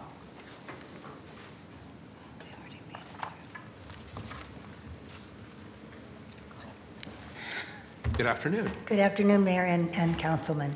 My name is Jackie Peterson-Loomis. I'm the Executive Director of the soon-to-open Portland Chinatown Museum, which we hope will also be a very important resource for the neighborhood. I don't know if Fred Wong is still here, but this is a thriving community from a different perspective. There are still 11 Chinese property owners in the neighborhood and 2 Chinese groups who are buying 2 more. Most of them never even understood that they had potential tax credits from the historic district. All of the non-Chinese property owners who owned north of Everett, where the city gave them very high heights, they took their tax credits and they're about, or have expired. So I am willing to support potentially the 60-foot height, but in my heart, I think that it's injurious and I think it's unfair. At the very least, even to see that this would be even considered when you haven't seen a design, you haven't seen renderings, you have not seen any kind of, what do you call those, elevations. I mean, this is unheard of. I mean, this is stunning to me. I mean, because they could take this and run and say, I'm going to sell this building because now I've got 160-foot or 200-foot height. You've now quadrupled the value of the property, and we have been promised nothing. Nothing. And so I don't even understand this. But let me just say that a whole bunch of other things here that come to mind. This is not, it is true that the Old Town Chinatown Community Association and the Old Town Business Association want this. Well, they're one and the same. This is no longer part of ONI. This is not a neighborhood association. This is one of Portland's 4 or 5 business associations. So of course they're concerned with business. I have a theory about dead zones. I want you to think about Big Pink and think about Pacific Towers and tell me how they revitalized their neighborhoods. Instead, they created a dead zone at the bottom and they're still there. I don't see, frankly, you look at the Pearl, they developed kind of like this. At first, the developers, they took old buildings, they renovated them, people wanted to live there. Then they got businesses to support the residents, then they built up and they can tolerate it. I don't see how a tall building here is going to do anything other than create another dead zone at the base of it, and then we will have destroyed the sight lines altogether. The buildings on 5th Avenue on the other side are gorgeous. They're part of this district. I mean, I want to be supportive, but I want to say to you that having worked with the Chinese community for the last 20 years and the Japanese community as well, that this is part of the city's legacy, and this is your opportunity, as Matthew said so eloquently before, this is your opportunity to leave a legacy for future generations in this city about the earliest and largest ethnic community coming to Portland and living here and succeeding without any opportunity for citizenship or property rights for 80 years. I think you owe it to them. Please save this district. Thank you. Thank you. Hi, my name is Caitlin Weber. I'm here representing Restore Oregon, and I'm speaking on Amendment 1C. I'm delivering this testimony on behalf of our Executive Director, Peggy Moretti, who couldn't be here today. Restore Oregon strongly urges City Council to reject the proposed zoning amendments for Block 33 in Portland's new Chinatown, Japantown Historic District. As an organization whose mission is to save historic places that for many years was housed near the district and also served on the committee that created the district's design guidelines, we believe both the city and the neighborhood have been sold a bogus bill of goods. Claims that the developer cannot make money at the current 125-foot height lacks credibility. Numerous other projects have been able to pencil out at even lower heights, such as Goodman's project about to break ground a few blocks away, a project that was enthusiastically supported by the Landmarks Commission at 75 feet, and includes significant numbers of affordable and market rate housing. Even at 125 feet, designing a building that is compatible with the district and tells its story will be very challenging. This is a tiny district, basically just 2 blocks by 5 blocks. At 125 feet, Block 33 will overshadow historic buildings. To go even taller will swallow them whole. It's not possible to design a 160-foot or 200-foot building to be compatible with 2- and 3-story historic buildings, or to incorporate design elements that reflect the district's cultural identity. The very proposition that the city would circumvent the Landmarks Commission and our well-established proven system of review is a travesty and would set a horrible precedent. The property owner displayed great disrespect by claiming that the Chinatown, Japanatown is being treated as a special class of one. It's being treated the same way we treat all our historic districts, as unique and irreplaceable assets that are worthy of protection and stewardship. If council were to set aside our historic review process and undermine the authority of the Landmarks Commission in this case, it will open the doors to many more. Finally, why would we sacrifice our standards when we have absolutely no guarantee of what would be built, how it would look, and nothing to prevent the sale of the property for a quick profit thanks to its special entitlements? We appreciate how desperately the neighborhood needs market rate housing, but this claim that it's 200 feet or nothing is disingenuous at best when there are so many examples to the contrary. Restore Oregon encourages council to look for other ways to stimulate development on this site that will provide housing while also maintaining the integrity of Portland's only historic district honoring ethnic history. Thank you. Thank you. Good afternoon. My name is Simon Jaworski. I'm a longtime resident of Portland, Oregon, and a former PCC student. I just got my general studies degree, and I totally disagree with this amendment. I mean, it seems like all these developers are trying to do is cram more and more people downtown, and we've got bad enough congestion as it is. And I agree with the other two speakers. I really don't think it's going to help the business there much, anyways.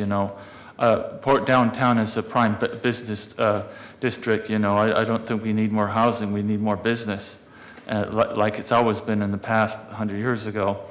If these developers, are so worried about cost, why don't they just build a little bit farther outside of town? There's a lot of prime real estate out in the suburbs. Along the Mats line, it would be an excellent place to build. There's a lot of vacant lots there. It would be cheap. They'd be able to hop right on the Max and come right downtown. That would be much more economic sense. If they're trying to save money, build farther out. They could build a much save the money and build a much nicer building, more taller, and have amenities like coffee shops out there and grocery stores and restaurants. I've seen it. Beaverton Round is one example. They have a fitness center right across from that. And the Max just stops right in front of it. So I don't agree with. And building taller buildings is just, it wrecks the historic view of Portland. If you're living, or even if you're just looking downtown, if you're surrounded by buildings, you don't see the beautiful mountains around or the scenery that Portland is, seems to be famous for. So I don't agree that we should, be building taller and taller buildings. I'm totally against this amendment. Thank you. Thank you. Thanks, all three of you. Next three, please.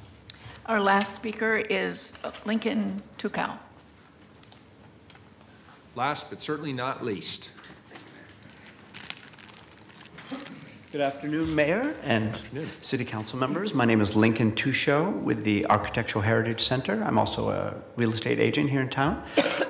I don't have a beautifully elaborate planned out speech prepared, but I would like to just say that I am opposed to the amendment to increase the height limits to 165 feet for part of the block 33.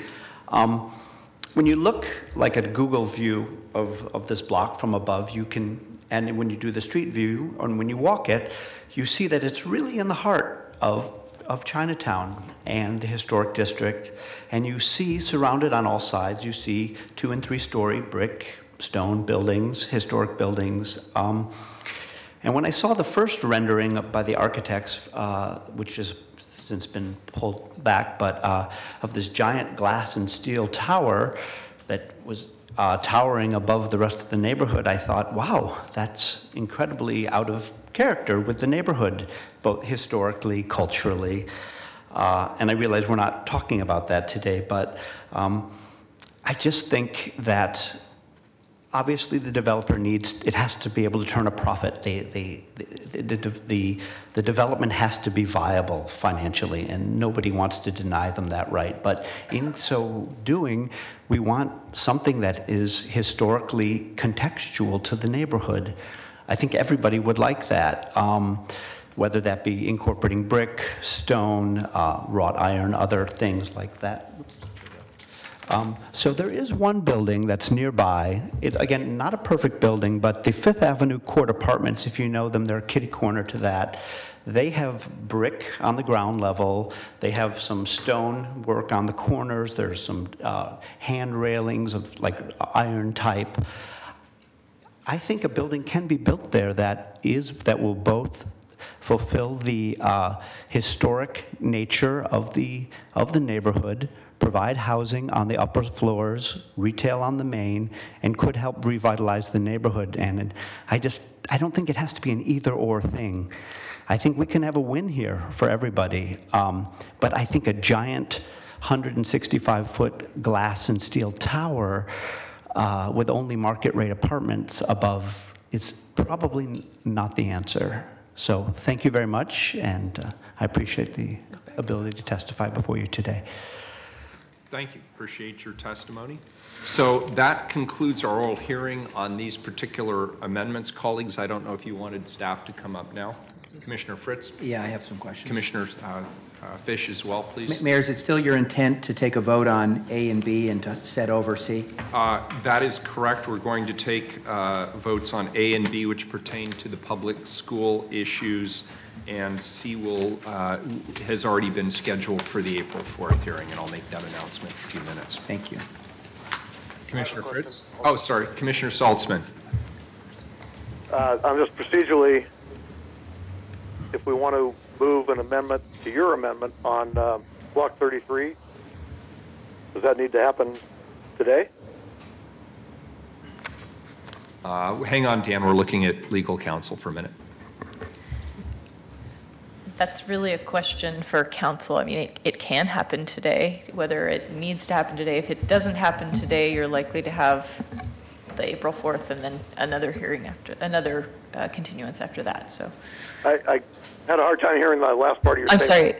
sorry. I think it's really up to you, Commissioner Saltzman. If you have something that you want to put on the table for people to testify about, because there's a 2-week open testimony period, it may be a good idea to put it out there so people can respond to it, but it's really up to council whether you want amendments to the amendments.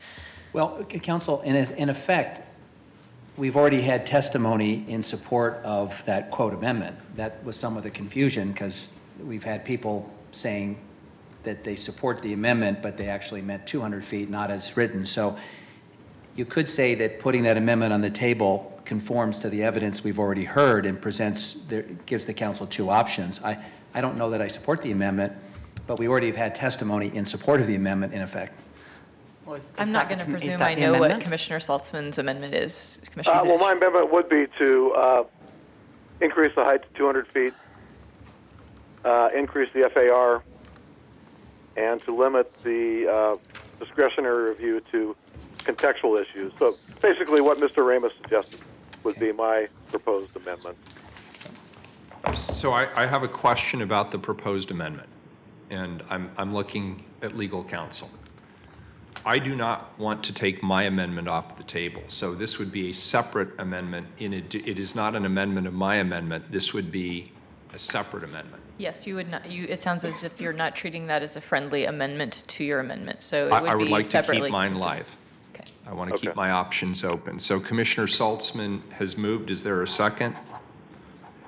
I'll move for discussion purposes. I'll second that. I would simply say that I was persuaded. I mean, I think it's pretty unusual for the Landmarks Commission to sort of announce ahead of time that they would not approve a proposal that reflect higher height. And I think that I'm persuaded by the testimony that in order to maximize the number of affordable housing units in this proposal, 200 feet does that. And I think it does provide a good taper down from the 460 feet north of the proposal to 200 feet to then 125 feet. So I think that makes a lot of sense. But I do think the additional height and FAR are necessary to maximize the affordable housing units that will be developed on under this proposal. We're not voting on the amendments today. No, that is correct. So We're Mayor, not can I voting. just so I can keep this Commissioner clear? Fish. My understanding now, since you've seconded it, is that when we come back to vote on C, we'll have two amendments before us. Let's call them C1, which is the Wheeler Amendment, and C2, which is the Salz Amendment. Joe, is that correct? Correct. Okay. Yes. Okay. And to be clear, just for the record, I still like my amendment, and I'm seconding Commissioner Saltzman's amendment for discussion purposes. Commissioner Fritz, you have questions of staff? I do too. I'd like to follow you. Thank you. So I understand that the Mayor's amendment was just put on the table yesterday at 1:30. Is that correct? Yes, we just published the amendment yesterday. So, and I had been getting testimony on it, but I didn't know there was an amendment, so I was frankly bemused and thought perhaps that the Block 33 discussion was for something else. I'm wondering, have the property owners in the historic district, both the historic buildings and the contributing buildings, have they been notified of this amendment? We did not send out any special notice to property owners. We did send to our Central City 2035 mailing list, but we did send notices at the beginning of this process, and so if they were following along, they... I think an argument could be made that this is a Measure 65 issue, that potentially their properties could be diminished in value if the historic district goes away. So I think that that's something that we'll need to get clarity on before the next hearing. I also have, did you have questions on this, on the height issue? On C, yes. Go ahead then. Okay, thank you. Joe, I have a question for you. And I guess I just want to know the lay of the land on this. Mr. Ramus, in his testimony, toward the end of his testimony, seemed to suggest or imply that we could put some conditions on this. So to what is the scope of our authority to put any conditions on this? You know, I think the conditions language, when I heard that testimony, I think it's conflating quasi-judicial and legislative, but we can construct code provisions that, for instance, function in some way like a condition, but conditioning of an approval is a quasi-judicial thing typically. A good example, though, of how it might work in a case like this is if the interest was to make sure that the benefit of the additional height and additional FAR was linked to housing, you could make it a bonus, and it, you know, have the trigger for the bonus be the provision of inclusionary housing, a program like that. That's a more legislative tool to condition something, but it doesn't. So between now and when we come back, could you send me some more information on that? Sure. About how it could be constructed as a bonus or alternative option. I'd like to have a better understanding of that. And the conditions that you're interested in mostly are assuring residential development as part of the project. I'm interested in understanding that question and making sure that if there is a majority support on the council that we actually get housing. But so I'm interested in that mechanism. I haven't made up my mind on the amendment. Got it. I would like to know about that tool. I actually think this has been one of the most interesting hearings we've had in a long time, and this is a very complicated question. I mean, but I thought the testimony and the record before us. I'm going to actually reread the record because I think it's so interesting before I make any decision. But let's go over a couple things. If we agree to the mayor's amendment, let's say, then we will be increasing the value of the property, correct? In other words, it will be entitled for greater height, so it has arguably, yes, yes. Okay. Don't ask me to put a value on. But generally, when we give people greater allowances should allow more development, should have greater value. There is no guarantee in the matter that's before us that it will actually be developed, correct? Correct. There is no guarantee that there will be any housing on this site, correct? Correct. And if the developer chooses to develop this site because it's in a CX zone, the developer would have all those options that a CX zone allows. Correct.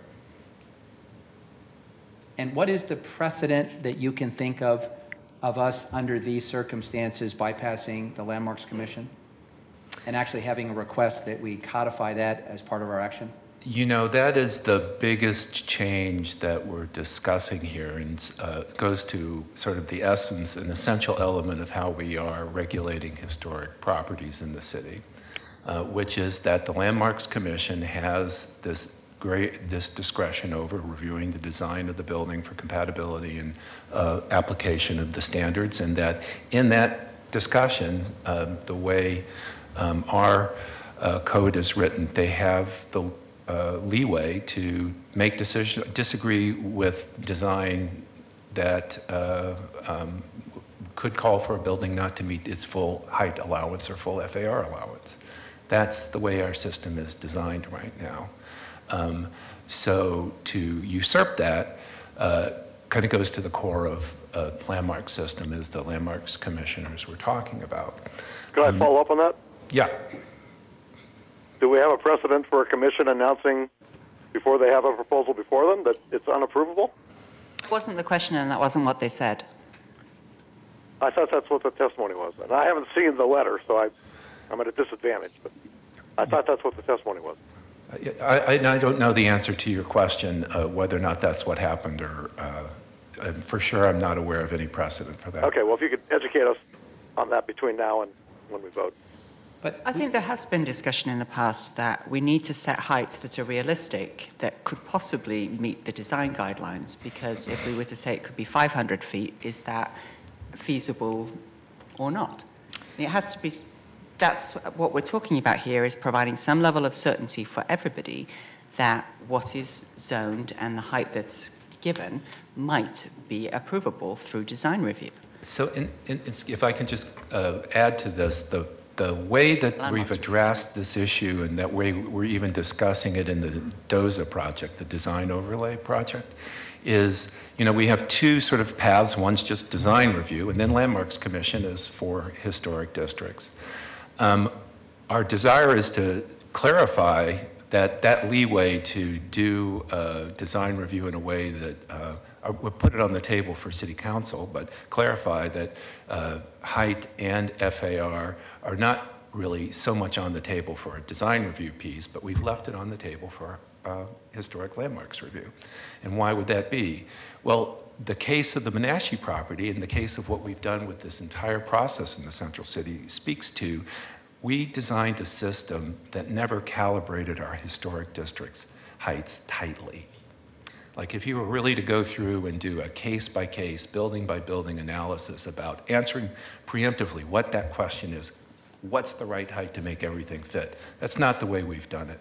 We've done it by getting in the ballpark based on our historical analysis, and also developing guidelines and going through design review process. So it allows both sides of the equation here more flexibility. And in some cases, we never went around and right-sized the heights, which is the issue in the northern part of Chinatown, Japantown. So in this process, that's why you've seen these heights being lowered in Central City historic districts. But we still brought them down to not a magic number that is so rigorous that it's not worth having Design Commission look at it. We left leeway for developers to make, and part of it was the history of this district, make a pitch to try, and try to do through design, deliver a project that can work. Because we're not prejudging that that cannot happen, but we're counting on the Landmarks Commission to be our arbiter of it, and then eventually City Council. And so the same sort of policy decision that you're struggling with today could end up back in front of you on appeal, but that's how our system's designed to work. But that's the check and the balance. Right, no, that's actually how our system works, and it's a good thing. By the same logic, let's say that this council started having a well-documented view on some aspect of the zoning code, are we going to get to a point where an applicant comes before us and says, we'll dispense with City Council review and we'll just go to LUBA? I mean, it may be an imperfect system, but there are checks and balances. And the other day I was walking by the Jupiter Hotel, and I saw that building that they're constructing, which is their, I guess, convention center. You remember we had a very robust debate about that when it came from design review, because the Design Review Commission had concerns about using roof tiles on the side of a building. Well, I was with a couple of people, and they looked up, and they just loved it. Now, it may not work. One of the questions Design Review Commission had was, it may not be a durable product. I'm not sure it's going to end up being the preferred siding of every building in Portland, but in that building, it actually is quite distinctive. The City Council disagreed with Design Review Commission on that, and our system allows for that. We wanted to give a developer a chance to try a one-off on this. I am concerned, though, about changing the rules just because we're anticipating a decision by a citizen body that the applicant may not agree with. I think that's a dangerous precedent. Yeah, I want to second what Commissioner Fish said about this being one of the more interesting conversations we've had in here. I want to be very clear. I respect what the Historic Landmarks Commission is wanting to do here in terms of the Old Town Chinatown area. But I just want to put my own view on the table in terms of why I've proposed the amendment I provided. It is not out of disrespect for that process or for their vision, but my belief is you cannot put these districts under glass and call it good.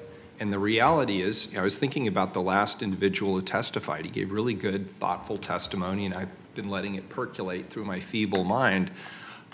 If there was an opportunity for a developer to have made a profit on Block 33, why hasn't it happened over all of these decades? And it could be that we have set the standards so tightly in that particular area that it does not account for the economic realities faced by people who are developing housing or hotels or any other types of projects in that area. And I'm thinking about economic factors like interest rate increases. I'm thinking about the increase in costs of construction. I would prefer to have development there than not. I think the worst use of that property is as a surface parking lot. I think it is inconsistent with the historic district. I think it is inconsistent with the city's overall objectives around 2035. So the balancing act is trying to figure out where to draw the line. And we've heard in a few minutes of testimony everything from don't do anything to 160 sounds about right to 200 better be it. So this is a very, very complicated process, but I think we have the wherewithal to do the balancing act and do it well. Commissioner Fritz. Clarify, it's raised the height to 125. The current is 100. So it's not do nothing. It's do what we've discussed in the process versus go to 165 that's fair. or 200. That's a fair correction. Thank you. And from my perspective, one of the options that could be happening here is that this property is currently generating income through surface parking, and that in my experience with this area, there have been developers or property owners who have just been sitting on their properties waiting to see how sweet of a deal they could get before redeveloping them. And so that's also a possibility rather than that it's just not redevelopable. I mean, if you think about 100 feet, 125 feet, the White Stag building on NATO is 75 feet, and it's beautifully restored and very compatible. So 75 feet, and then you could going to double the White Stag building and put that next to a historic district. That just doesn't seem reasonable to me, that could possibly be in context. Commissioner Fish? Oh, ready to. Commissioner Daly? Great, thank you. So that concludes our oral hearing on these. No. Commissioner Fritz? That was on Amendment C. I have questions on thank you. A and B, okay, please. Sorry. That's all right. So on the Lincoln High School property, I was wanting to hear from Kurt Kruger from Transportation. I'd like to know what are the parking regulations in the area, what's the rules on allowing parking immediately adjacent to a transit street, and just what the discussions have been as far as the pedestrian access through the site. And I'm going to let Rachel jump in on the parking if I missed that. Kurt Kruger with Transportation. The proposal before you, before the amendments, was there would be no more parking allowed in the Central City for a surface parking lot. So this amendment tries to preserve some of the existing parking that Lincoln High School has today. Not all of what they have, but some amount of what they have today. As far as the connectivity, The super blocks actually look to go reestablish some connections through what was formerly vacated rights-of-way. And there were 3 rights-of-way on the Lincoln High School property, 15th, 16th, and 17th.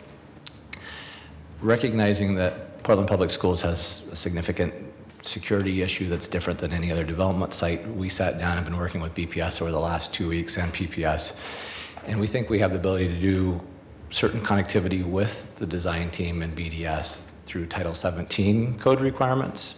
And what we haven't fleshed out far enough to bring to you today is a memo of understanding that we're currently working with. It's in the city attorney's office, helping us to then bring to PPS to memorialize the public access that is inherent on all public schools across the city, but put that in a more formal memo that might become an IGA, an intergovernmental agreement that allows the public to access it, but also retain security issues and needs that this school district has. But that's not done yet. No. And if we exempt them from the superblock regulations, does that affect the ability to get to that agreement? We still have code authority within Transportation Code, Title 17, that allows us to ask for street connectivity, so we still have that tool. I think the MOU broadens it from the Lincoln High School piece, so this helps us in future redevelopments as we see PPS working through their bond measures and other school sites around the city. So would it be helpful if we defer voting on that particular element until the MOU is done? It certainly would help nudge that process along a little bit. Okay. So, and then if they're not, sorry. Sorry, Commissioner. Yeah, just to clarify too, the provisions in the superblock require an easement, so in a bit it ties Kurt's hands in terms of the options, this more alternative way of getting connectivity that he's working on through the MOU. That would not be sufficient for the superblock requirement. So that's why we have said that's not the approach, but we're going to seek it through the MOU. So. Right, we could do them concurrently though, right? Yeah. And then going back to the surface parking, what would be the options if we were to not grant this exemption? Options, and I'm putting words in PPS's mouth, so I apologize for that. One would be for a structured parking facility. The other would be to not allow the parking altogether. I believe the testimony we got was the bond would not allow them to fund a structured Completely parking. correct. So it's a theoretical option, but they just can't pay for it. Correct. Okay. And does the code allow them to put the parking lot along 18th? Not 18th. Yeah, it is 18th. I think it was Like right adjacent to the transit street. Not currently as proposed in the 2035 plan.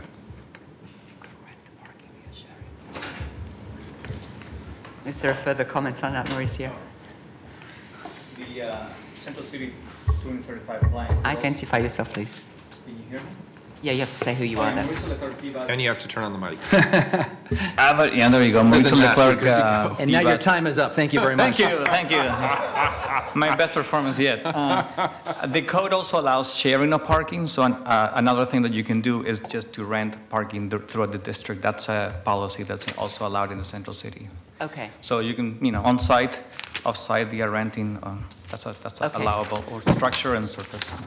And as far as if we do allow the surface lot, I'm a little concerned that it's right along the transit street, so is that allowed?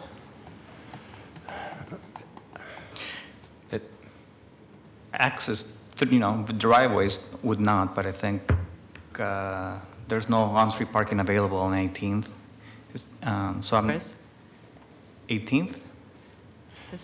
The main street that the transit goes on, I'm not quite sure what number that is. Yeah, it's 18th. 18? It's basically one lane, and then you have the rail, so you would not be able to put on-street parking there, nor would you be able to provide a driveway through it. You take the current metered parking away, but you are allowed to put the surface parking lot immediately adjacent to the transit street. So the current code would allow, I don't believe that the current code would allow a surface parking lot to be proposed. The new code wouldn't allow a surface parking lot to be proposed. This amendment would allow them 100 spaces on their site. And but my question is it okay in the location that they showed it? I So think that the location of it is not adjacent to 18th. If we look at the, I think Sally was trying to pull up the, if you have on your screen, their proposal shows it Almost had it. to the south there. On the east-west streets, yeah. So it's running parallel to Salmon on the opposite side of the property. I see. So that's where The new building will be where the located beach- where the where tracks beaches are. are now. Mhm. Okay, thank you. Good. So Mayor, are we going to take a vote on A and B? So first of all, let's close the written record for the public school amendments so that we can vote today. And we're going to leave the written record open for the two amendments that have been proposed with regard to the height in Old Town Chinatown, Japantown, until April. You want that at April 5th or April 4th, legal counsel? 4th. April 4th at 2 p.m. time certain.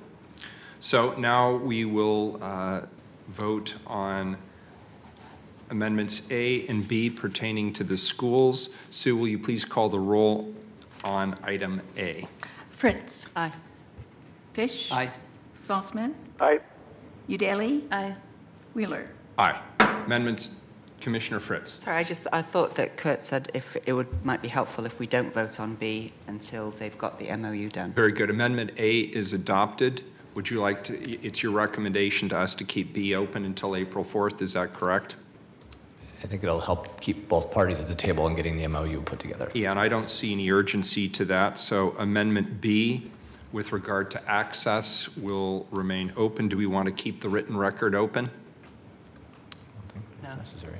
The written record will remain closed then on item B. Thank you.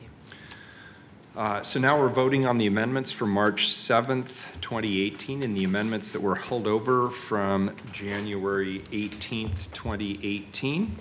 So this is part 2 of the meeting. Thank you to those of you who have stuck around for this. The first item is to vote on the packet of minor and technical amendments that were the subject of the public hearing, which was held on March 7th. I'd like to call a vote on items F through J and item L, unless someone would like to pull one of these off the agenda for a separate discussion and vote. Okay.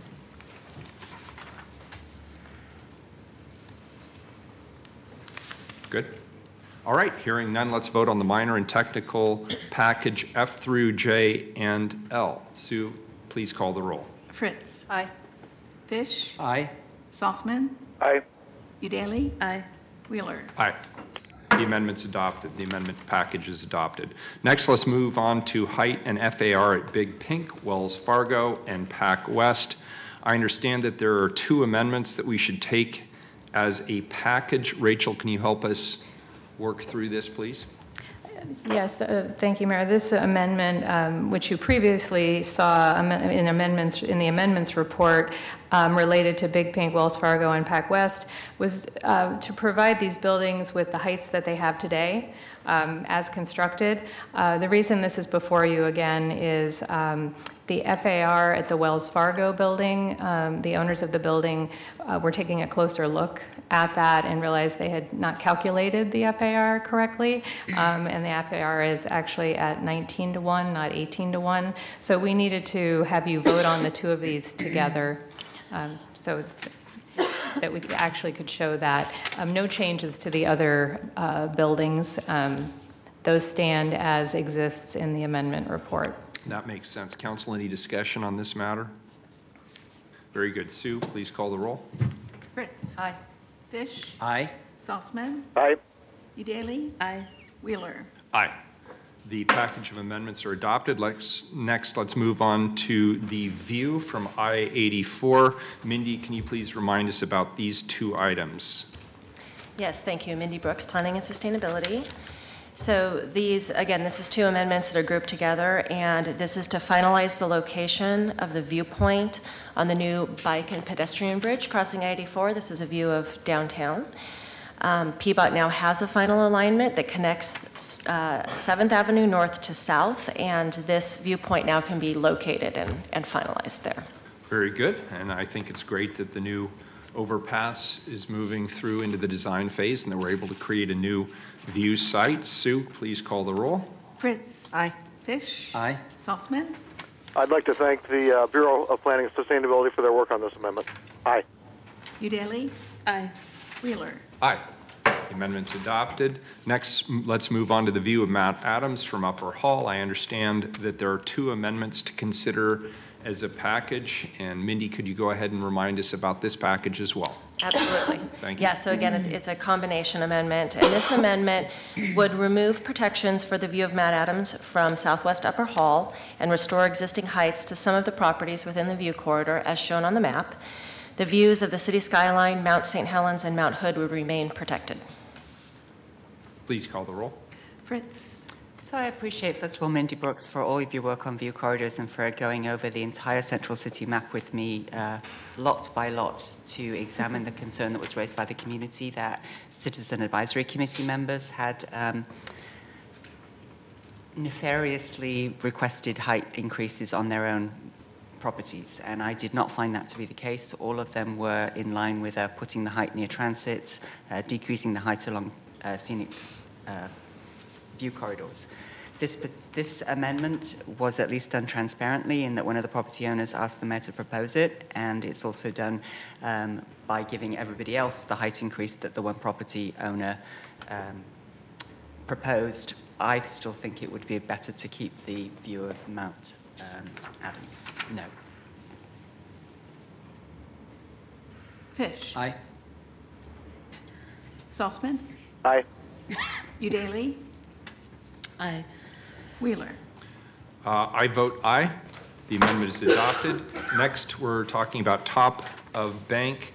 Mindy, could you walk us through this one? This is an amendment that was brought at the request of the Port of Portland, and I have a couple of questions about it. Why don't you walk us through it? Okay. This amendment would remove a section of the proposed code and a figure that describes how to measure top of bank when there is a structure over the riverbank. By removing this subsection of the code, the applicant and Bureau of Development Services would use the new top of bank definition to determine on a case-by-case basis how to measure around those structures. So I would like to move the vote on this to April 4th, and here's why. My understanding is that 2 city bureaus opposed this amendment, and BDS's Bureau of Development Services has made a compelling argument that they already do this functionally anyway, and therefore an amendment is not necessary. And while we want to be good partners with the Port of Portland and be responsive to their requests, I don't have the confidence I need today to be able to make a vote and say with a straight face that this amendment actually functionally does anything. And given that we have 2 city bureaus that are expressing concern about it, unless one of my colleagues strenuously objects, I'd like to move this vote to April 4th so I can do a little more fact-finding. Are there any objections? I couldn't quite hear what your amendment is, Mayor. It was really good. It was really good. You were for it. No, I just proposed we move the vote to April 4th. Dan, I have some more questions on this. Okay. Is that okay? And is that in anticipation of you potentially withdrawing the amendment? That is correct. I need a little more time to digest this and talk to our partners at the port. Just to be clear, I agree with removing the amendment and also with removing the comments, which I think complicate things. Very good. So the next item on my list here is Amendment M, the trail commentary. Sally, can you remind us about this amendment? I understand the commentary is not something that the council typically votes on separately at the end of a project, but several council members wanted the opportunity to discuss this particular item, Amendment M. Yes, this amendment is just to point out that the Maritime Transportation Security Act allows facilities that they regulate along the Willamette River, in particular here, to have some flexibility in how they design their sites and their security plans to protect the sites from various threat levels. And so when the city enters into an easement for a trail, that easement can allow for reasonable trail closures or limits when it's necessary to address those threat levels. So it doesn't change the code, it just puts this into the commentary, just to acknowledge. To add this. So no vote is required then? No vote is required. I don't think we should add it. I think this actually complicates things. We don't usually reference state and federal regulations, and putting it in the commentary when it's not in the code, I don't think makes it any clearer. So this, and correct me if I'm wrong, this was put in after discussions with an individual, a business owner who came in and testified extensively on this particular subject, and I felt that staff did a really good job of explaining that this really does not need to be in the 2035 plan or in the code or anything that the council voted on, but he wanted us to reflect what he saw as being the reality of federal law superseding local law on these matters of potential national security, and so that's why it's here. But we don't want it perpetually in the commentary.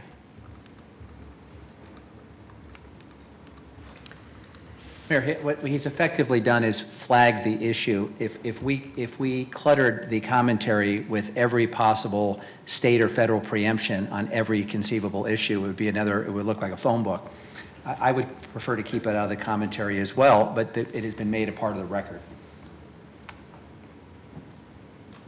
Is there any objection then to withdrawing this as part of the commentary? Very good. And you are correct, Commissioner Fish, it is part of the record, and we'll refer back to this often over many decades to come. Commissioner Udaley would like to reconsider her vote on River Place. Commissioner Mayor, Udaley? I'm going to sign off at this point because I'm recusing myself from these votes. All right, thank you, Commissioner Saltzman. We appreciate your attending by phone. Get well soon, please. Thank you. Commissioner Udaley. Yes, thank you, Mayor. First, I'd like to thank my colleagues for bearing with me while I explored this issue. My original intent had been to vote yes on this amendment, but Commissioner Fritz raised issues that I hadn't considered and didn't feel well informed enough on to cast an affirmative vote, so I hit the pause button. It's rare that I feel unprepared on the dais due to the great work of my office and city staff, but this was one of those days. Sometimes you don't know what you don't know, and I'm not embarrassed to admit when I need more time or information in order to make an informed decision. There's been a lot of misinformation and misunderstanding around this item in the public. To be clear, as it stands, raising the heights in River Place does not increase the FAR or number of potential units, affordable or otherwise, on the site. Furthermore, the drawing by famed Japanese architect Kengo Kuma is not a proposal, it's a concept that is very unlikely to ever be realized. What it does do is reveal the potential of the River Place site, and that is what today's vote is really about, unleashing the potential of the site. The potential of raising the heights include, but are not limited to, and do not guarantee, a more significant architectural work, a greater likelihood that the site will be fully developed, which it is not currently, creating much needed density in the central city, the possibility of better sight lines that taller, slimmer buildings provide, and more variety and liveliness on our waterfront. As commissioners, we're charged with looking out for the best interests of our city and its residents. Cautionary tales abound in our cityscape that lead me to be skeptical of promises made by private developers. I needed to be assured that we stood to gain as much as we were giving on this site. Portlanders expect to have a strong voice in our process, especially around planning. Initially, the voices I heard were overwhelmingly in opposition of this amendment. Since my vote, I've heard from many more constituents who support it. I've also had a deeper briefing on the site from BPS and talked to my colleagues as well as experts in the field. So today I move to reconsider Council's March 7th vote not to approve Amendment Number 7 and Number 10 of the January 2018 Amendments Report. These amendments address River Place bonus height and special tower orientation standards. I would also like to add that due to the fact that the site will go through a master planning process and design review, I do not believe that amendment number 10 is necessary or even desirable. I'm bringing it back for reconsideration for the sake of discussion. So I move to reconsider amendment number 7 and number 10.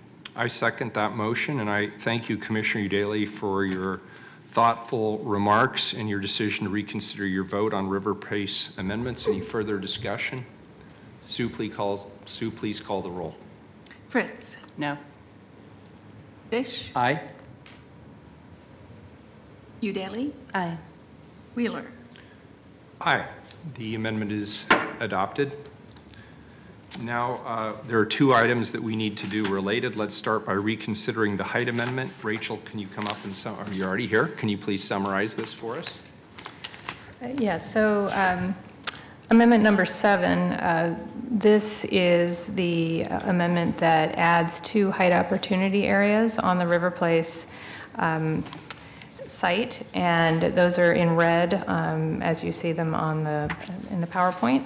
And the bonus height would be up to 325 feet. The base height remains at 125, and this with this requirement, going up to a height of 325 would require narrower towers in an effort to preserve public views and light and air through the site. Other heights on the site would step down as you approach the river from 325 to 250 and 150 at the eastern edge of the site. I have a question for Mr. Zender. Joe, in most of the correspondence I've received and in the commentary that I've reviewed, this has been referred to as an opportunity for us to put some residential housing in a desirable location. And I've seen the number of something like 2,000 units that are potentially could be developed here. Is that correct? It's in that order of magnitude, yes. Okay. Now, the mayor has proposed, and I agree with him, that whatever is planned for this particular part of town would be subject to a master planning process, which ultimately would come back to council. Is that correct? It would come back to council on appeal, correct? That's right. It's a permit. It's on appeal. Yes. It goes through design review, though, Commissioner. So, building on the comments of Commissioner Udaley, and assuming that I continue to have the honor of serving on this body, don't want to be presumptuous, I just want to explain that while I'm going to support the amendment, if in the master planning process we learn that this site, that the developer intends to develop this site for some purpose other than housing, then I reserve my right, if it comes to us on appeal, to turn down the master plan. In other words, it is the expectation of, I think, everyone who's been part of this debate that this opportunity is around housing, not something else that's allowable as a right under a CX zone. And so just to be clear, and the only power I have to essentially condition my vote is to announce that I expect through the master planning process that that intent is followed. And if it doesn't and comes back to us on appeal, it is unlikely that it will gain my support. Very good. Any further discussion? Sue, please call the roll. Do we need a motion and a second? It's an amendment. No. I think since we're reconsidering motions that were already on the table, I think. Thank you. Thank you. Fritz? So if you look at this map, the heights behind here are 75 feet and 125 feet. Even with the bonus, it's 75 feet and 250 feet, and 125 feet and 200 feet.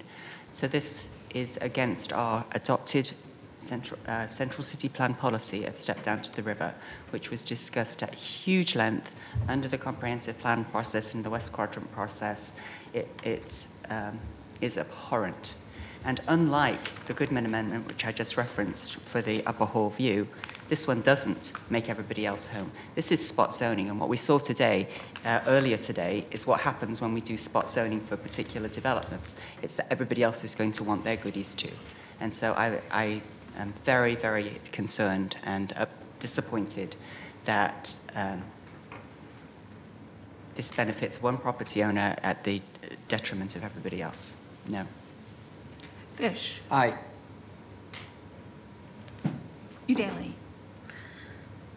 I took the issue of the step down to the river very seriously and dug into it with planning staff and with community members with a lot of experience in planning. And the step down to the river is not a hard and fast rule, even in the original language, which I believe the language is going to somewhat change in the 2035 plan. It suggests a step down, but also suggests locating the highest densities along potential and existing transit corridors, which we have in this location. And the step down sounds like a noble tenet, but my understanding is that it was really intended to preserve views of mostly commercial buildings from the bus mall forward. And I have to say that I don't think our past policies of the last 30 years have resulted in a vibrant waterfront. It's a dead zone as far as the buildings along Nadeau Parkway and along the waterfront, which is why I support this and vote aye. Wheeler.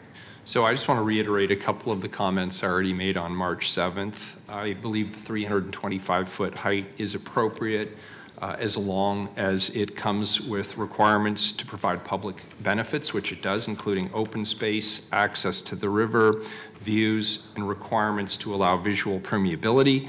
In addition, the increased height will allow for more flexibility in design and hopefully achieve some of the public benefits we desperately need in the downtown area, including more affordable housing, open space, and access to the river.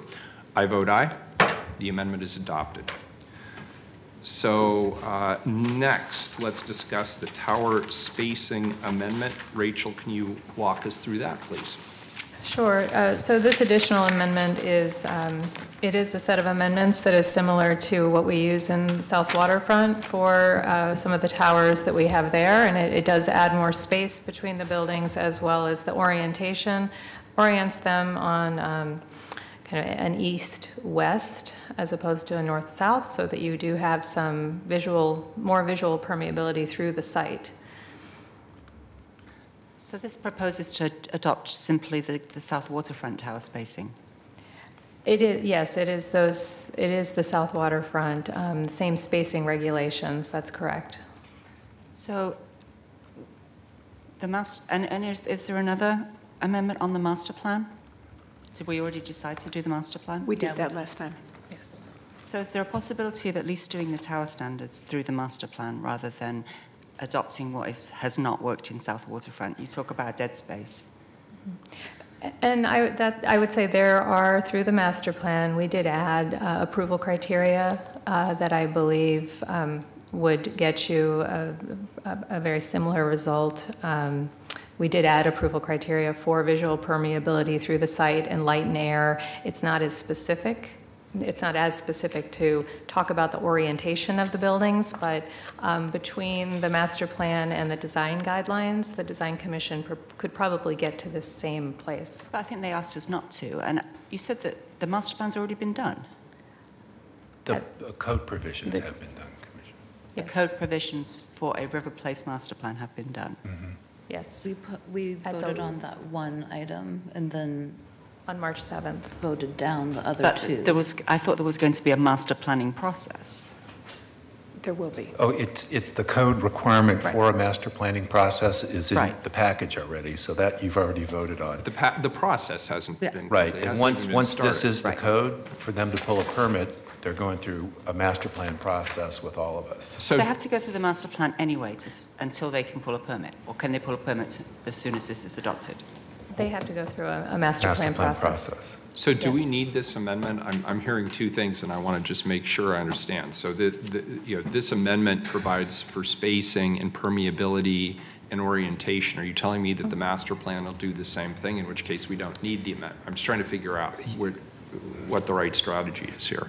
We really have two ways to get I'm there. agnostic. It's a little bit like the discussion we had with Kurt Kruger about the, it just gives us a little more leverage. I mean, even this tower spacing or tower orientation regulations are amendable, right? Or Yes, they are. So it can work without this requirement. It just makes it Design more Commission clear asked that us that's to what do. we're about. I believe the Design Commission asked us not to just do south waterfronts, that to have specific for this site, and that's what I just heard my colleagues saying. Yeah, they thought I they believe that wanted. it was their testimony as well.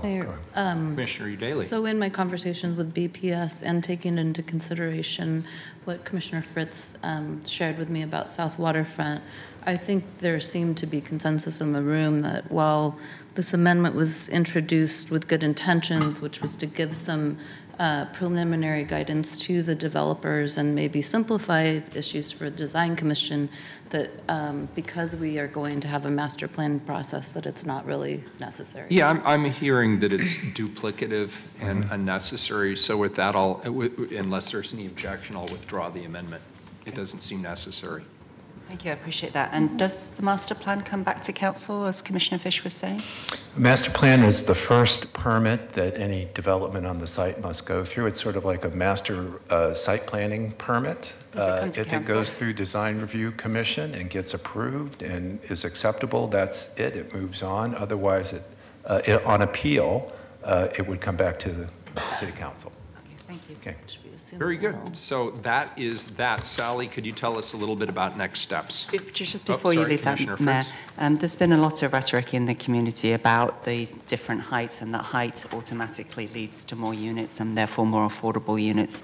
And if anybody wants to see what's actually been built, I've posted on the blog of my city website, portlandonline.com, and go to my website to the blog what's actually been built. Thank you, Rachel Hoy, for giving us this information. So there's almost no correlation between height, FAR, and units. It's all about what does the developer want to build. So I just wanted to put that on the record in case people are wondering, doesn't height automatically mean more building? The answer is, based on the developments that have happened recently, the answer is no. Very good. Sally, what's up next? Yes, so the screen that you have in front of you is not totally up to date. Our next session here will be April 4th at 2 p.m. and we'll take up the height, the Block 33 height, top of bank, and that Amendment B for the Portland Public Schools. Then we have May 24th at 2:30 p.m. time certain, which will be the vote on the entire Central City 2035 package. No testimony at that session. And then we will come back tentatively on June 6th because there are a few administrative rules that we would like council to adopt related to low carbon buildings.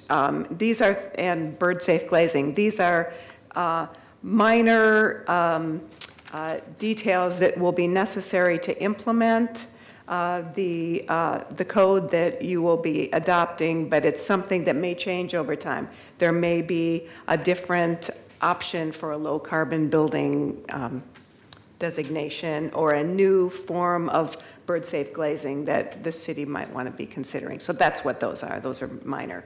And then finally, July 9th, we anticipate an effective date for Central City 2035. Commissioner Fish. Just observed that in the last few weeks, at the end of these hearings, we carry notebooks back to our office that look like, the old Manhattan phone book. And I'm actually scheduled for some back surgery just to correct for some things that have happened by sitting in this chair for 8 hours at a time and carrying all this heavy weight. And we do owe a big debt of gratitude, Sally, to you and Joe and the whole team from the Bureau of Planning and Sustainability. This is really complicated stuff. You give us great briefings. You give us materials before the hearing. You give us cheat sheets that allow us to follow along. And I don't think we can thank you adequately enough for the work that you do to prepare us to be able to have these kinds of discussions. Thank you. So thank you. Yeah, thank you all. And with that, we are adjourned.